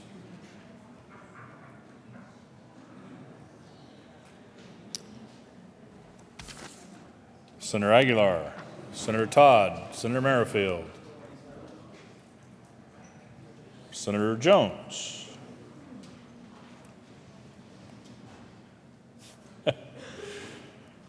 General Order, second reading of bills.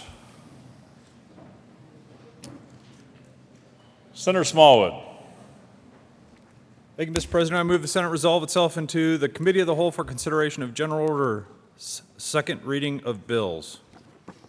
Motion before the body is to resolve itself in the Committee of the Whole for consideration of the general order, second reading of bills calendar. All those in favor say aye. All opposed, no. The ayes have it. The motion is adopted, and the Senate will resolve itself in the Committee of the Whole for consideration of the general order, second reading of bills calendar, and Senator Smallwood will take the chair.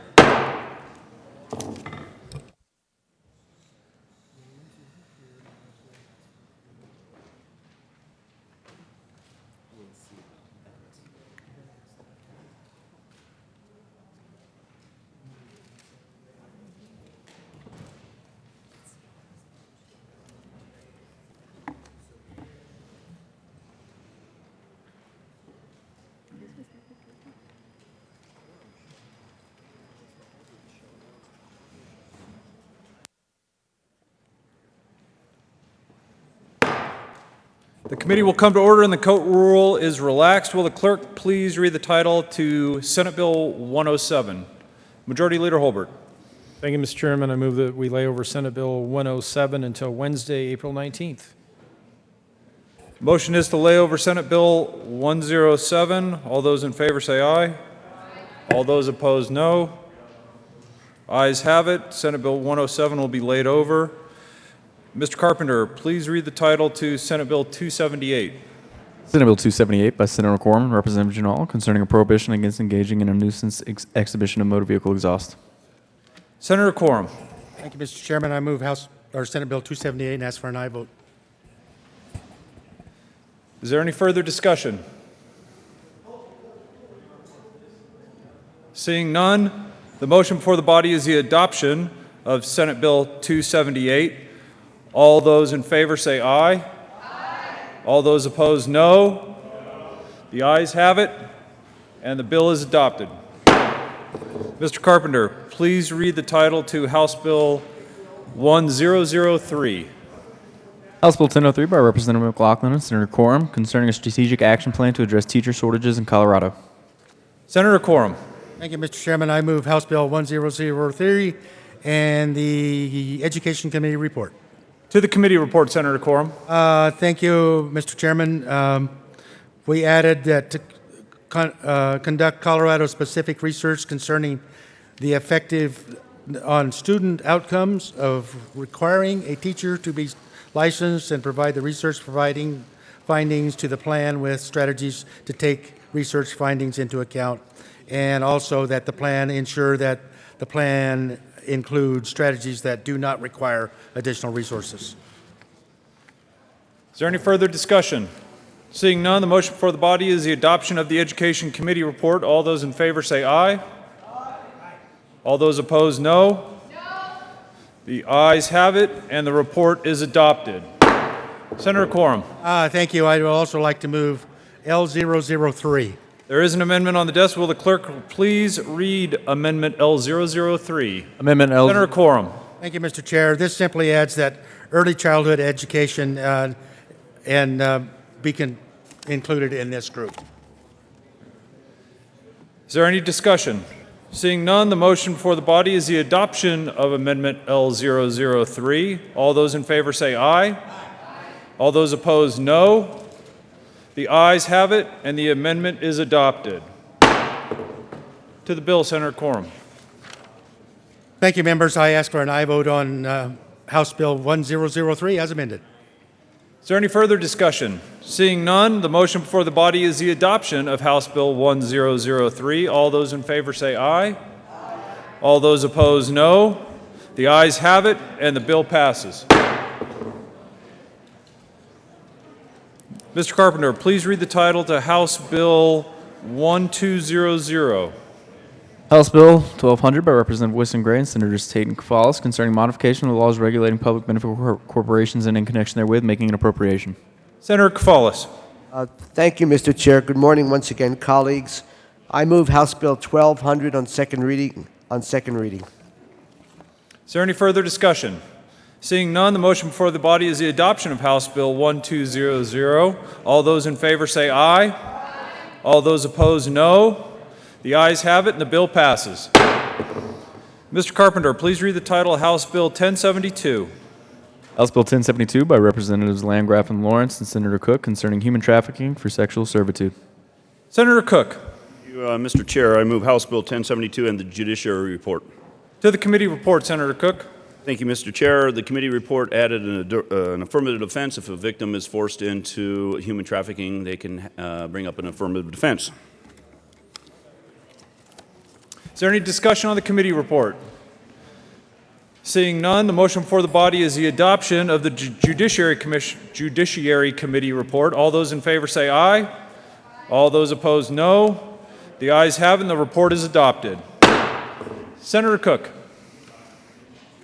There is an amendment on the desk. Senator Cook. Mr. Carpenter, please read the title to Amendment L011. Amendment L0. Senator Cook. Thank you, Mr. Chair. I move L011. It's amends the Judiciary Committee report.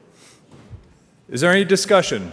Seeing none, the motion before the body is the adoption of Amendment L011. All those in favor say aye.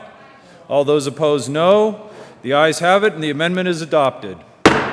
Senator Cook. Thank you, Mr. Chair. I move House Bill 1072 and ask for an aye vote, and the bill is amended. Is there any further discussion? Seeing none, the motion before the body is the adoption of House Bill 1072. All those in favor say aye. All those opposed, no. The ayes have it, and the bill passes. Mr. Carpenter, please read the title to Senate Bill 283. Senate Bill 283 by Senator Lundberg concerning a clarification of the distinction between discrimination and the fundamental right to disagree in the law regarding discrimination in places of public accommodation. Senator Lundberg. Thank you, Mr. Chairman. I move Senate Bill 283 and ask for its favorable adoption. Is there any further discussion? Senator Marino. Thank you, Mr. Chairman. Colleagues, I rise in opposition to Senate Bill 283. This bill, I think, is dangerous. It allows a business owner or anyone engaged in private business to deny certain goods and services because they express a message that someone doesn't agree with. Could be congratulations on your wedding for a gay couple. Could be Happy Hanukkah, because we don't agree with your Jewish faith. This is not who we are. And I hope that you will vote against this discriminatory bill. Is there any further discussion? Senator Kerr. Thank you, Mr. Chair. Every year here in the legislature, we get one of those bills that, perhaps the sponsor will come up and quietly try to pass it through and kind of run under the radar. It's a short bill, barely over 3 pages long. Yet, if you listen to the language in this short bill, notwithstanding any other provisions of the section, it is not a discriminatory practice for a private business to decline to contract to provide goods or services that convey a message with which the business chooses not to associate itself or with which the business owner disagrees. So, first of all, I'm not sure how a business chooses to associate itself or not. How does a business, it goes on to say business owner, but how does a business itself? I think this kind of goes to the whole idea of corporations being people, which I fundamentally disagree with. But so if the business, so does that mean that you poll the workers at the business, and if somebody walks in, if a gay or lesbian couple walks in to the store and say that we want a wedding cake, do they go around and poll the workers and say, hey, can we make a wedding cake for a gay or lesbian couple? Do you do that? Or is it just to the business owner specifically? More language for an event that conveys a message with which the business chooses not to associate itself or with which the business owner disagrees. Again,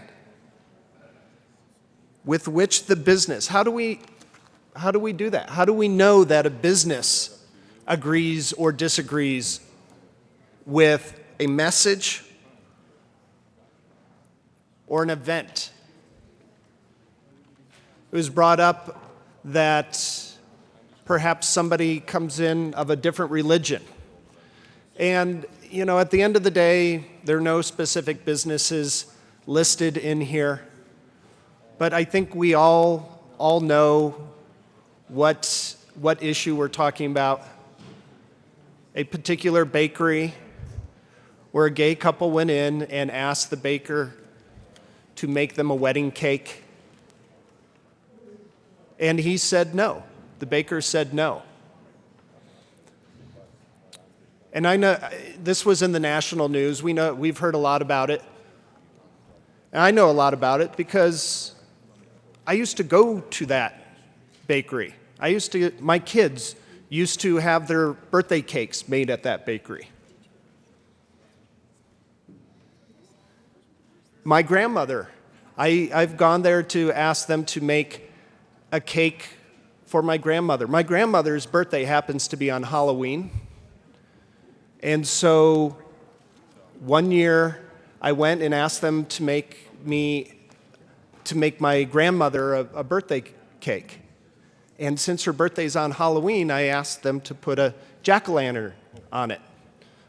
My grandmother, who's still alive, 101 years old, feisty, my nanny is feisty, and she wanted her birthday cake for our Halloween party. And the baker told me no. Baker would not make a cake for my grandmother's birthday because I wanted a jack-o'-lantern on there.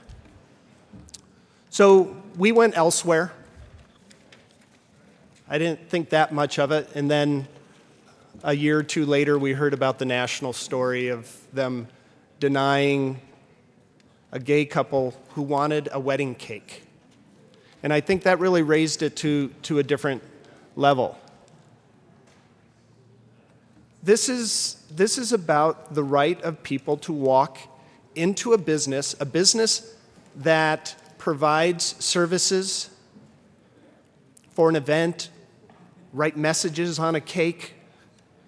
This is about people being able to live their lives without being discriminated against. It's a short bill. There's not a lot of language in it, but I believe that this is a very dangerous bill. I ask for a no vote on Senate Bill 283. Senator Court. Thank you, Mr. Chair. Members, this bill breaks my heart. This bill opens the door to blatant discrimination. This is not about simple disagreement. This is about blatant discrimination.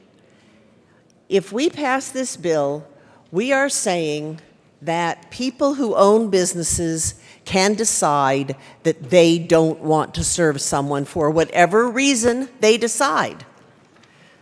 When we heard this bill in committee, I asked the people who were testifying in favor,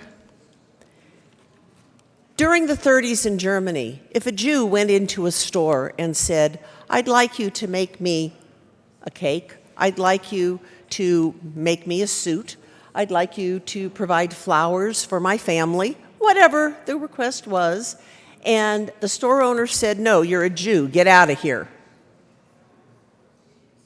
That's what happened in Germany in the 30s. That's what happened.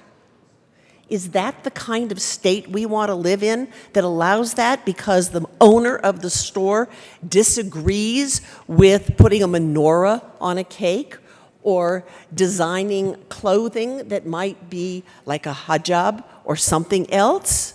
Is that the kind of state we want to live in, where because the owner thinks that the person coming in just isn't the kind of person he or she wants to affiliate with because the message conveyed isn't something the owner likes?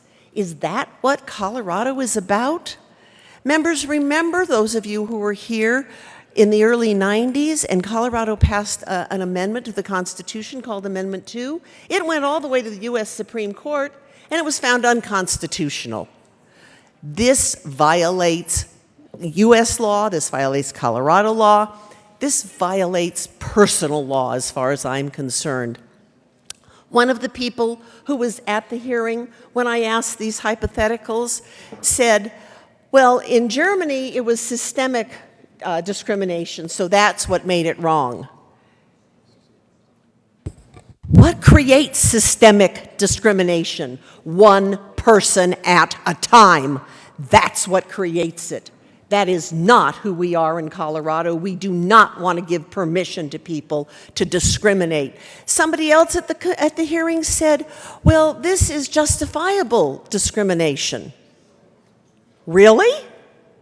In Colorado, we have justifiable? Was that the word? I can't remember if that was the word that the person used in committee. But is that really what we want in this state? Members, we don't need to go backwards. We don't need to allow Colorado to say to our businesses, sure, if what this customer wants conveys a message you don't like, you can just discriminate against them. You can say, get out of my store.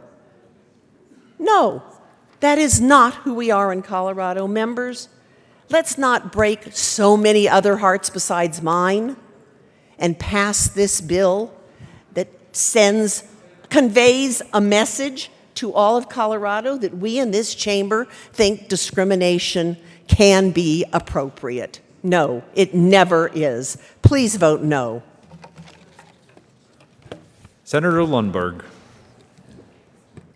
Thank you, Mr. Chair.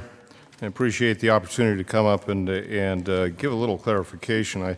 I find it quite disappointing when arguments are given against bills that really aren't the bill.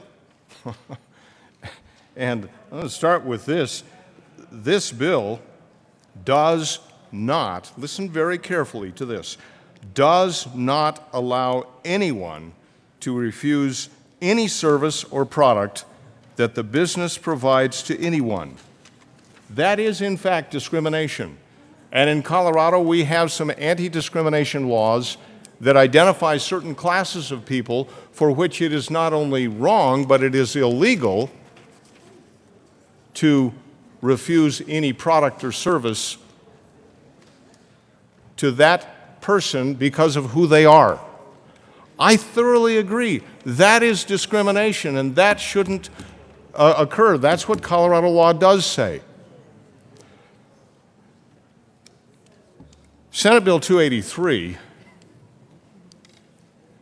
creates the distinction between discrimination and the business owner's right to identify what their business is. Because in all the cases and the instances that you've been listening, the for instances that you've been hearing, that's a situation where somebody has gone in and said to the business owner, I want you to do something you don't do. Now, if I'm a bookseller and I sell books, it is discrimination, or it would be discrimination, if I said to anybody who came in, I don't give service to you because of who you are. But if somebody comes in and says, I don't want one of the books you have, I know, as a business owner, you've chosen to sell these books, but that's not what I'm interested in. I want you to give me another book that you find offensive. I, as a business owner, shouldn't be forced to say, well, because I sell books, and that's a book, no, I don't sell those books, but you demand I do, and therefore I have to do that. No, that is the line that's crossed, that's inappropriate, that unfortunately has been applied to a business owner in Colorado, and that's what this is designed to do, is to make that distinction between discrimination and the freedom of conscience for everyone, including the business owner. Now, I want to point something else out as well, and that is that this bill is very much in line with what we see across the country. As a matter of fact, in my office, we did a short little survey of other states and discovered that there are, by what we found, 57 pieces of legislation in 32 states that have been introduced this year dealing with the freedom of conscience for the citizens of this country. And that's what Senate Bill 283 is all about. It's not about allowing discrimination, and anybody who comes down here and says it is not giving you the truth.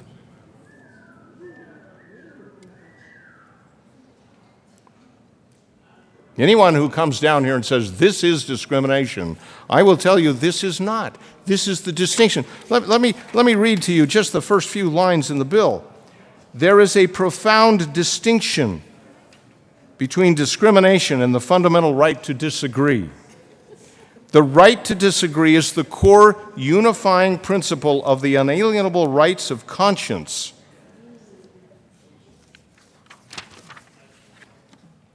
That's what this is all about. And to characterize this as a bill of blatant discrimination is not correct.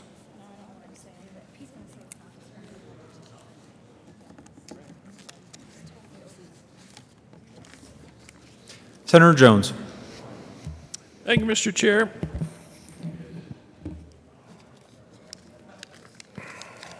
Well, let's read the bill. Let's read the bill. The section we're talking about is discrimination in places of public accommodation. And it says notwithstanding. That means doesn't matter what else is in the statute, this applies.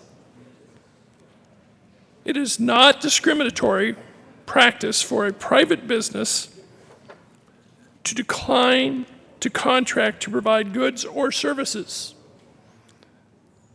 And then A says that convey a message that with which the business chooses not to associate itself with. So if they don't associate with you, you can discriminate. You're not protected under this law anymore.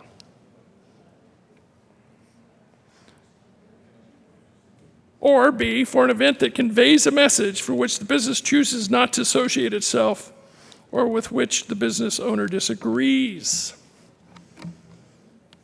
We should send a message on this bill, people. This is discrimination. It carves out a place in there where businesses can discriminate. That's not what we do in Colorado. That's not what we do in our country. This bill is wrong. It allows businesses to discriminate if they don't like your message or something that they don't agree with, like perhaps your religion or your sexual orientation or your race or you name it. People that wear suits, that's all of us, by the way. Let's vote no on this bill. Senator Merrifield. Thank you, Mr. Chair. I assume most of you know by now that music is a very important part of my life, and something that speaks to you through music I think is even more memorable than just a spoken word. And over 50 years ago, Rodgers and Hammerstein wrote about this. They said in a song from South Pacific, "You've got to be taught to hate and fear. You've got to be taught from year to year. It's got to be drummed in your dear little ear. You've got to be carefully taught to be afraid of people whose eyes are oddly made, of people whose skin is a different shade. You've got to be carefully taught. You've got to be taught before it's too late, before you're 6 or 7 or 8, to hate all the people your relatives hate. You've got to be carefully taught." 50 years ago, they were addressing this same issue. Hopefully we in Colorado can have made some progress. I would urge you to remember that progress that we've made and to vote no on this particular bill.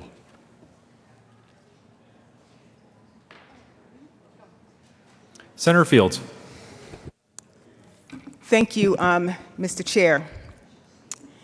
And I have a comment to the senator from Berthoud when he talked about anyone who comes down here and tries to tell you that this bill is not about discrimination, that was not the truth.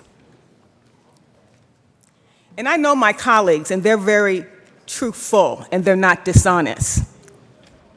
Let me tell you what the truth is about Senate Bill 283. It allows for businesses and individuals to claim, just based on their belief, that they can deny you a service. This bill has no place in the state of Colorado or in our nation. Because when I think about the spirit and the idea of Colorado, it's not built on discrimination. The bill talks about being open, public, open places, places of public accommodation. If it's for the public, then that's for everybody. You just can't pick and choose who you want to serve. That's why we have the First Amendment in our Constitution, because we do have religious freedoms. It's important.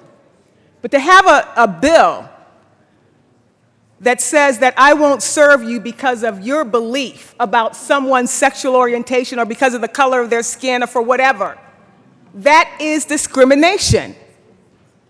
And we have laws that clearly define what discrimination is. And we don't put that in the hands of a business owner. We fought this battle already. You cannot discriminate against someone based on their race, their creed, their religion, or your belief. We don't do that. We don't discriminate in the state of Colorado. So vote no on this Senate Bill 283 because it does discriminate. Senator Donovan. Thank you, Mr. Chair. I just came down here to clarify that no one has told me how to interpret this bill. I just read it. And the language is not hard to see what a hateful environment this bill could inspire. To decline to contract to provide goods or services with which the business owner disagrees or they choose not to associate themselves. The bill inserts language that says that it's not discriminatory practice to what I read as to discriminate. That it says that they can, in a place of public accommodation, in our public marketplace, they can decline to provide services to anyone based on their race, their color, disability, sexual orientation, sex, national origin, their marital status, their ancestry. All of these things would no longer be protected because someone just disagrees with how a person has the freedom to exist. We can even see further to the point if you read it, and again, no one has told me how to interpret this bill, that these reports would go to the Colorado Civil Rights Division. That's who would handle if there was any concerns about how this bill was being implemented in the public. So it seems that the language of the bill can direct you to a clear conclusion. Thank you. Senator Lundberg. Thank you, Mr. Chair. We've had quite a bit of discussion on this bill thus far, and I will respectfully disagree with much of the discussion that's been given and want to direct everyone back to what the bill actually does not do. It does not allow anyone to refuse any service or product that the business provides, what it does allow is a business owner to define what their business does provide. What is the scope of the business? It does not allow a business owner to restrict anything because of who somebody is. It does allow the business owner to define what their business practices are, to what extent. You know, what if you're a house painter and you like to paint white houses, but you don't want to paint orange houses? Or you like to paint green houses, but you don't like to paint blue paisley houses. That business owner, now that's an absurd example, but I believe it's trying to define the clarity that I'm seeking here, which is the person who engages in business in the state of Colorado should have the right to define what their business involves. And we, the state of Colorado, have set up anti-discrimination policies and defined certain classes of people and say, you cannot discriminate against those. And I'm not questioning that at all. But I am saying that the business owner should still be allowed to define the scope of their business.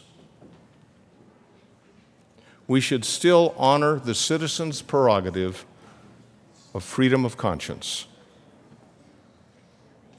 This bill goes no further. Actually, I believe it goes the right direction for everyone, and I am quite disappointed that the point seems to have been lost on some. I ask for the adoption of Senate Bill 283, as I believe it will improve the lot for all Coloradans. Senator Koufalos. Thank you, Mr. Chair. Colleagues, respectfully, I rise in strong opposition to this bill. I think a lot of important points were articulated, have been articulated. One of the things that I'd like to add to the discussion, and one of the reasons, besides everything that's been said, because I do believe this is a form of discrimination against people, but I think another important unintended consequence of this concept, this proposal, is that it will just perhaps flame or intensify the divisiveness, the divisions that are in our society. Instead of bringing people together, it would add more reasons why we should be separated from each other. And we have enough, in my opinion, we have enough of that going on in this great country of ours. And something like this, in my view, would contribute to the divisiveness. And we don't need more divisiveness and polarization. We need more unity and understanding of each other, because ultimately, one way or the other, we are all in this together, and ultimately, one way or the other, we are a community. And for those reasons, I rise in strong opposition to Senate Bill 283. Thank you. Is there any further discussion? Seeing none, the motion before the body is the adoption. The motion before the body is the adoption of Senate Bill 283. A division has been called. Will all those in the chambers not entitled to vote please be seated?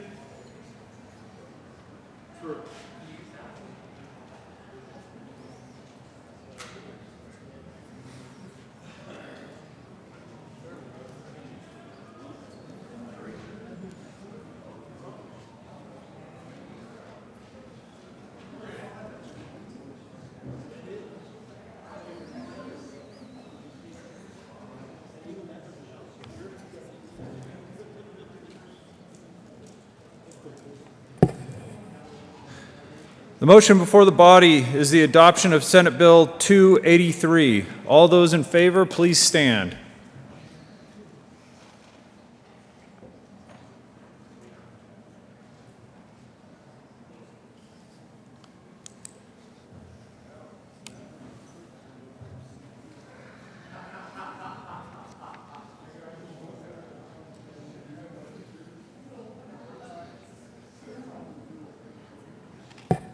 Please be seated. All those opposed, please stand.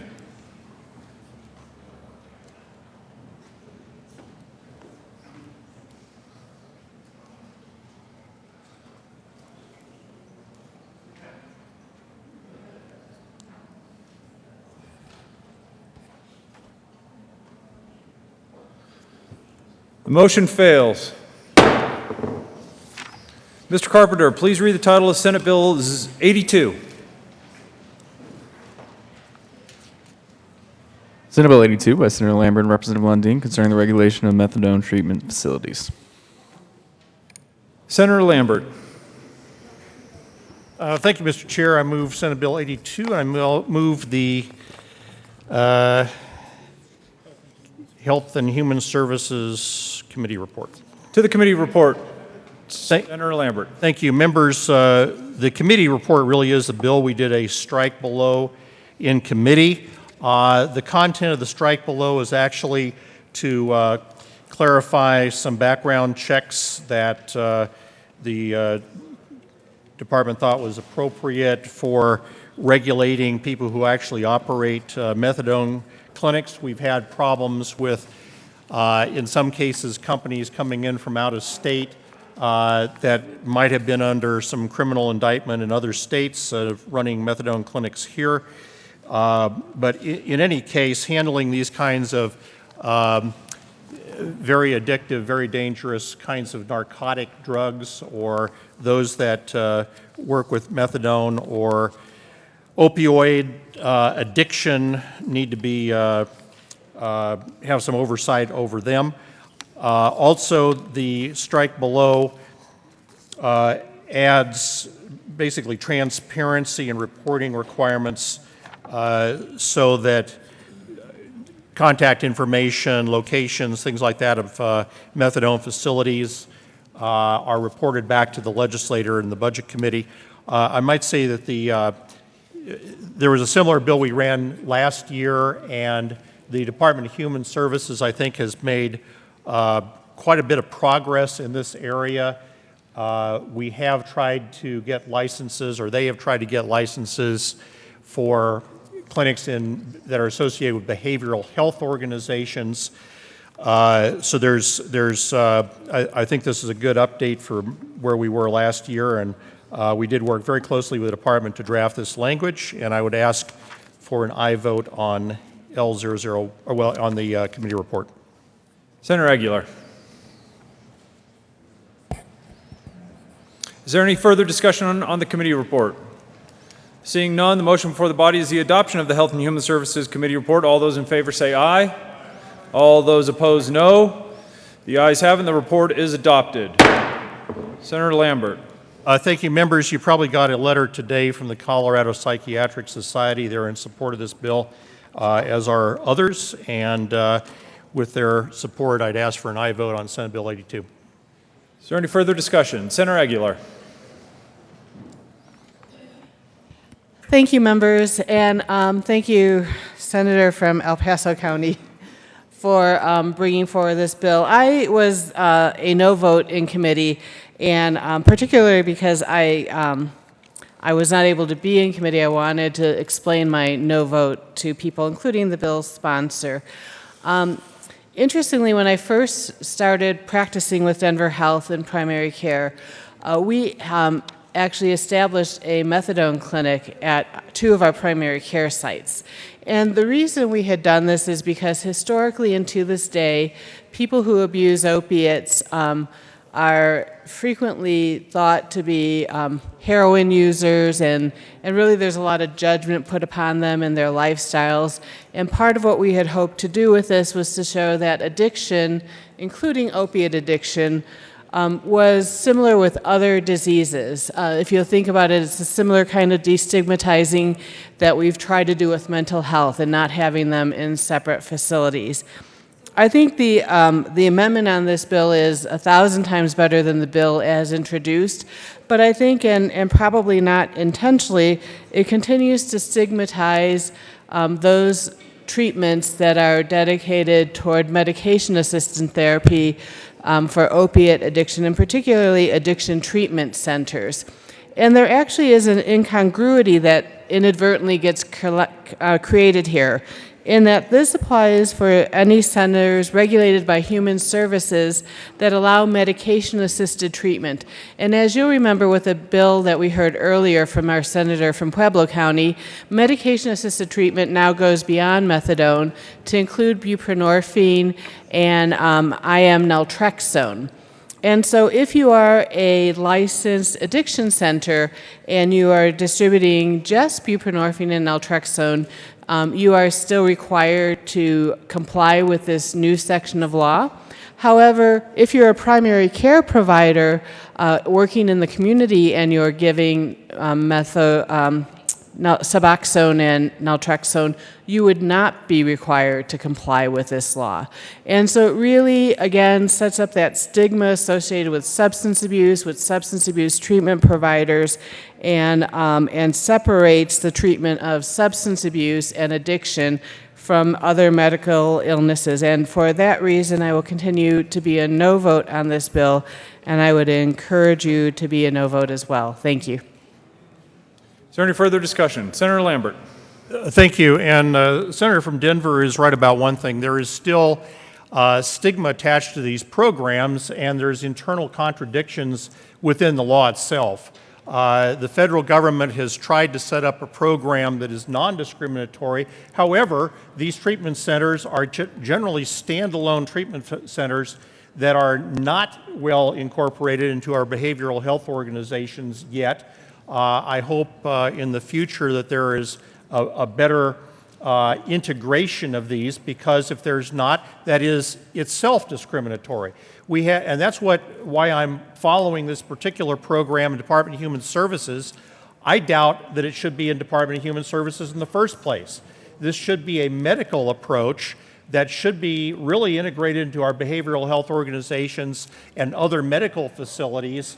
It probably should be eventually regulated by Department of Public Health and Environment or HICPUF or something else, but this is the program we have now. By saying that we have standalone centers that do just this as a medical approach is itself discriminatory or stigmatizes the approach to the overall holistic care of the patient. I agree with that. We couldn't go that far, I don't believe, this year. However, I think this does help transparency to let us know where we are, get these reports back to the legislature.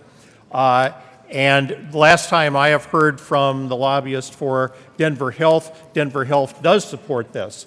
There are centers in Denver, and I think it's not too far from East High School, where there are a lot of discarded needles and things like that, very close in proximity to high schools that are operating now. That is also of a concern for our public health, for our educational system. We need to know how these programs are operating, what kind of potential dangers there are to the community. This is not intended to stigmatize it, but it's intended to get them back into a mainstream of medical health, which is why Denver Health supports this and why I'd ask for an aye vote. Senator Kafalis. Thank you, Mr. Chair. Colleagues, I rise in support of Senate Bill 82 as amended in the Health and Human Services Committee. I want to draw your attention, if it hasn't already been done, to the letter that was placed on our desks from the Colorado Psychiatric Society, and I'll just excerpt a couple of sentences here. Based on the strike below amendment adopted by Senate HHS, the Colorado Psychiatric Society supports the bill and requests other senators to support the bill. As always, good discussion here, but I think that the strike below makes a lot of improvements. The introduced version was very problematic, but for now we're keeping the oversight of these facilities in the Department of Human Services. There is greater transparency. Fingerprint-based criminal history background checks are part of this, and for those reasons and others, I believe it's worthy to support this bill. Senator Aguilar. Thank you, Mr. Chair. And I just want to clarify and The Psychiatric Society letter is actually signed by a physician who works for Denver Health, but I was told by the lobbyists for Denver Health that they do oppose the bill. They see it as an extra bureaucratic hurdle for them. So perhaps we've been given different information, but I was told that this morning. Thank you. Senator Lambert. Is there any further discussion? Seeing none, the motion before the body is the adoption of Senate Bill 82. All those in favor say aye. Aye. All those opposed, no. The ayes have it, and the bill passes. Mr. Carpenter, please read the title to House Bill 1229. House Bill 1229 by Representatives Singer and Becker J. and Senators Cook and Todd concerning a clarification of when a worker may be compensated for a claim of mental impairment for psychologically traumatic event under workers' compensation. Senator Cook. Thank you, Mr. Chair. We move House Bill 1229 and ask for a favorable vote. And I vote. Is there any further discussion? Seeing none, the motion before the body is the adoption of House Bill 1229. All those in favor say aye. Aye. All those opposed, no. The ayes have it, and the bill passes. Mr. Carpenter, please. Mr. Majority Leader.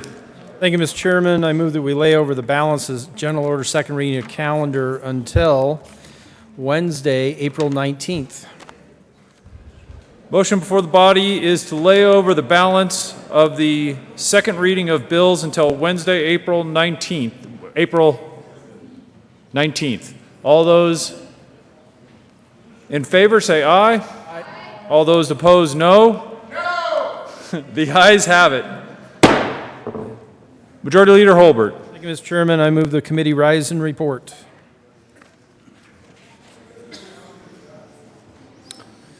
Motion before us is to rise and report. All those in favor say aye. Aye. All those opposed, no. Committee shall rise and report.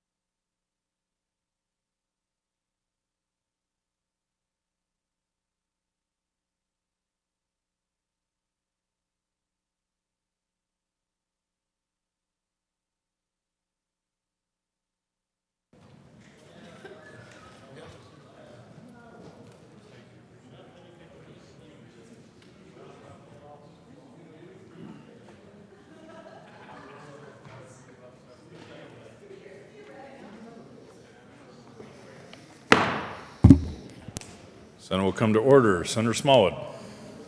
Thank you, Mr. President. Your committee has met and had a number of bills under consideration. Will the clerk please read the report? Mr. President, your committee of the whole begs leave reports had under consideration the following tax bills being the second reading thereof and makes the following recommendation thereon. Senate Bill 278, Senate Bill 82 is amended, passed on second reading, order engrossed and placed on the counter for third reading, final passage. House Bill 1003 is amended, House Bill 1200, House Bill 1072 is amended, House Bill 1229, passed on second reading, order revised and placed on the counter for third reading, final passage. Senate Bill 107, House Bill 1269, House Bill 1165, Senate Bill 276, House Bill 1214, Senate Bill 216, Senate Bill 269 laid over until 4/19/17 and retained to place on the calendar. Senate Bill 283 lost on second reading.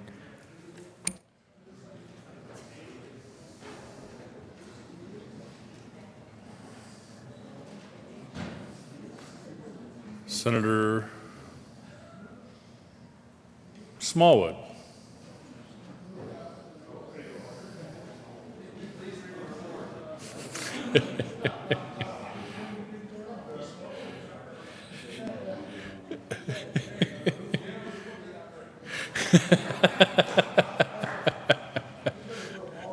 Senator Smallwood. Thank you, Mr. President. I move for the adoption of the report. Well done.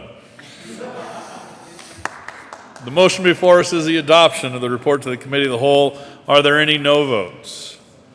With a vote of 34 ayes, 0 noes, 0 absent, 1 excused, the Committee of the Whole report is adopted. Senate Bill 278, Senate Bill 82 is amended, passed on second reading, ordered engrossed and placed on the counter for third reading and final passage.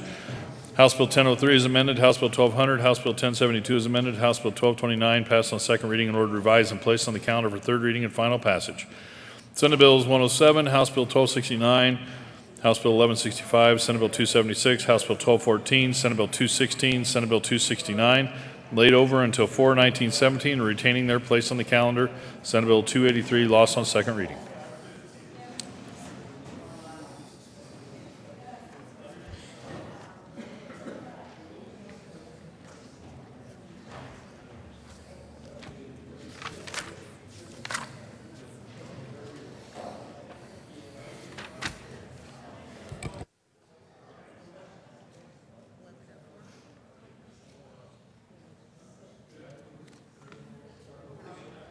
Majority Leader Holbert.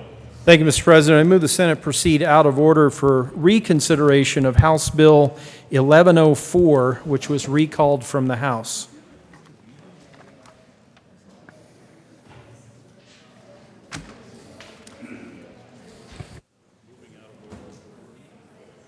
To reconsider House Bill 1104, and then I have to move to waive Rule 18A.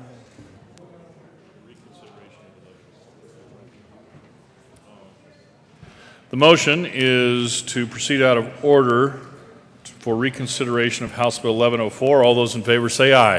Aye. All opposed, no. The ayes have it, and we'll proceed out of order. Majority Leader Holbert. Thank you, Mr. President. Members, since it has been more than 2 days since we considered 1104, last considered, I move to suspend Senate Rule 18A to allow reconsideration of House Bill 1104.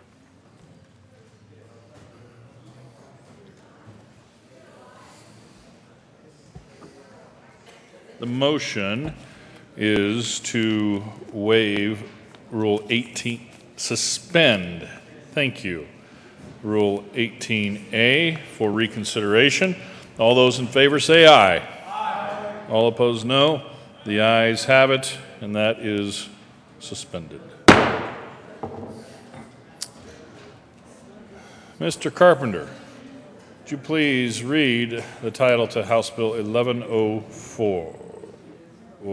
Wait, okay, now.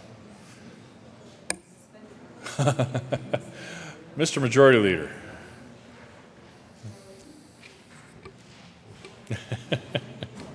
Triple stage. Mr. Majority Leader. Thank you, Mr. President. Now I move to reconsider House Bill 1104. The motion now is to reconsider House Bill 1104. All those in favor say aye. Aye. All opposed, no. The ayes have it, and House Bill 1104 will be reconsidered. Mr. Carpenter, please read the title of the House Bill 1104. House Bill 1104 by Representative Navarro and Senator Priola concerning the exclusion from state taxable income of the monetary value of any medal won by and certain sports-specific prize money awarded to an athlete while competing for the United States of America at the Olympic Games, so long as the athlete's federal adjusted gross income does not exceed a specified amount. Senator Priola. Thank you, Mr. Chair. I move to ask permission for a third reading amendment on House Bill 1104. Request permission. Right after you donate $5 to the desk, we will consider whether or not to allow any of that.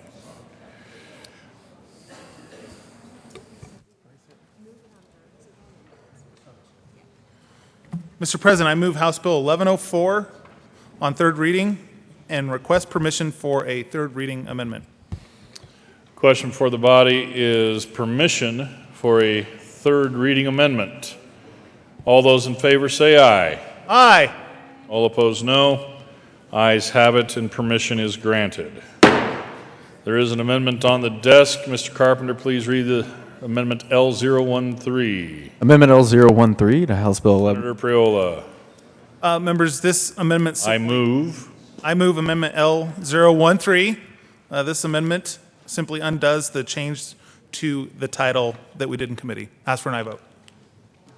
Is there any discussion on Amendment L013? Senator Donovan. Thank you, Mr. President. Would love some just background on this of why we're changing the title. Thank you. Senator Priola. Thank you, Mr. President, and to the good senator from the Vail Valley. This puts it back to the way it came over from the House. Is there any further discussion on Amendment L013? Senator Court. Thank you, Mr. President. Well, I'm confused because when we heard this in committee, we thought that making that change made sense. So I get what you're doing, but I don't understand why. So could you please explain this? Because I'm a bit confused because I liked the amendment and I don't understand why we would. I liked the change that the amendment produced, so I'm not sure why we should change it back. So I'd appreciate it if the sponsor would explain the preference to going back to the original language. Is there any further discussion on Amendment L013? Seeing none, the motion before the body is the adoption of Amendment L013. Are there any no votes? Senator Court, Senator Kerr, Senator Jones, Senator Merrifield, Senator Aguilar, Senator Kagan, Senator Donovan, Senator Moreno. With a vote of 26 ayes, 8 noes, 0 absent, 1 excused, Amendment L013 is adopted. Senator Priola. Thank you, Mr. President. Now I move to repass House Bill 1104. The motion is for readoption of House Bill 1104. Is there any discussion? Senator Jones. Thank you, Mr. President. Well, I have no idea why we're doing this, and it would be good to have an explanation. What we did is we struck a certain sports-specific prize money awarded to in the first place, and then we put it back in with this amendment. So I assume that means you can win prize money in a different sport and be under the $1 million cap we put on this. I was hoping we'd drop the cap. It's $1 million somebody can make, and just think of your constituents and how much money they make. And we're doing this for these people. And it seems now that if you got prize money for a different sport, that's tax exempt as well, and that defeats the purpose of the bill in my mind. So an explanation would be nice.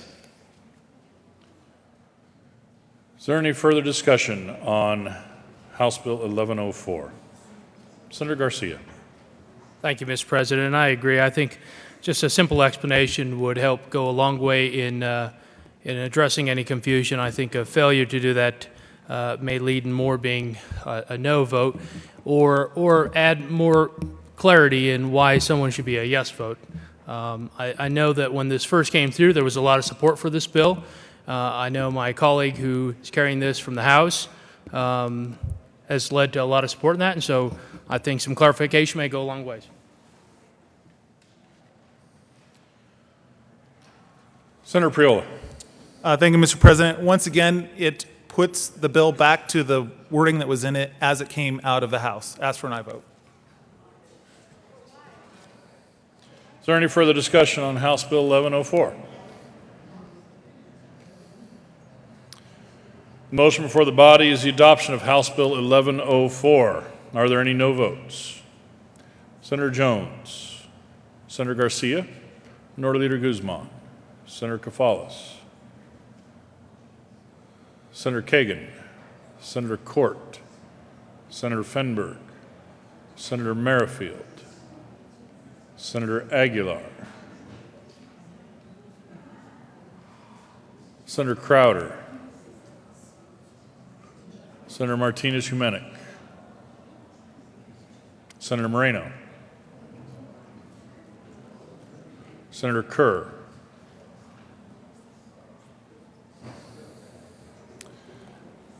with a vote of 21 ayes, 13 noes, 0 absent, 1 excused, House Bill 1104 is readopted. Co-sponsors.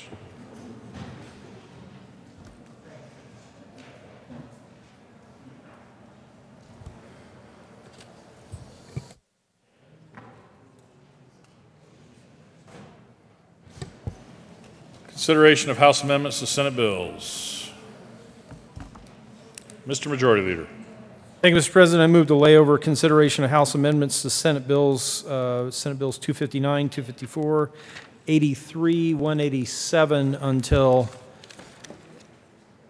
Wednesday, April 19th. The motion is to lay over consideration of House amendments to Senate bills till April 19th. All those in favor say aye. All opposed, no. The ayes have it, and that will be laid over. Consideration of conference committee report. Mr. Majority Leader. Thank you, Mr. President. I move to lay over the consideration of conference committee reports until Wednesday, April 19th. The motion is to lay over consideration of conference committee reports till April 19th. All those in favor say aye. All opposed, no. Ayes have it, and that will be laid over. Announcements. No, relay that. Committee reports.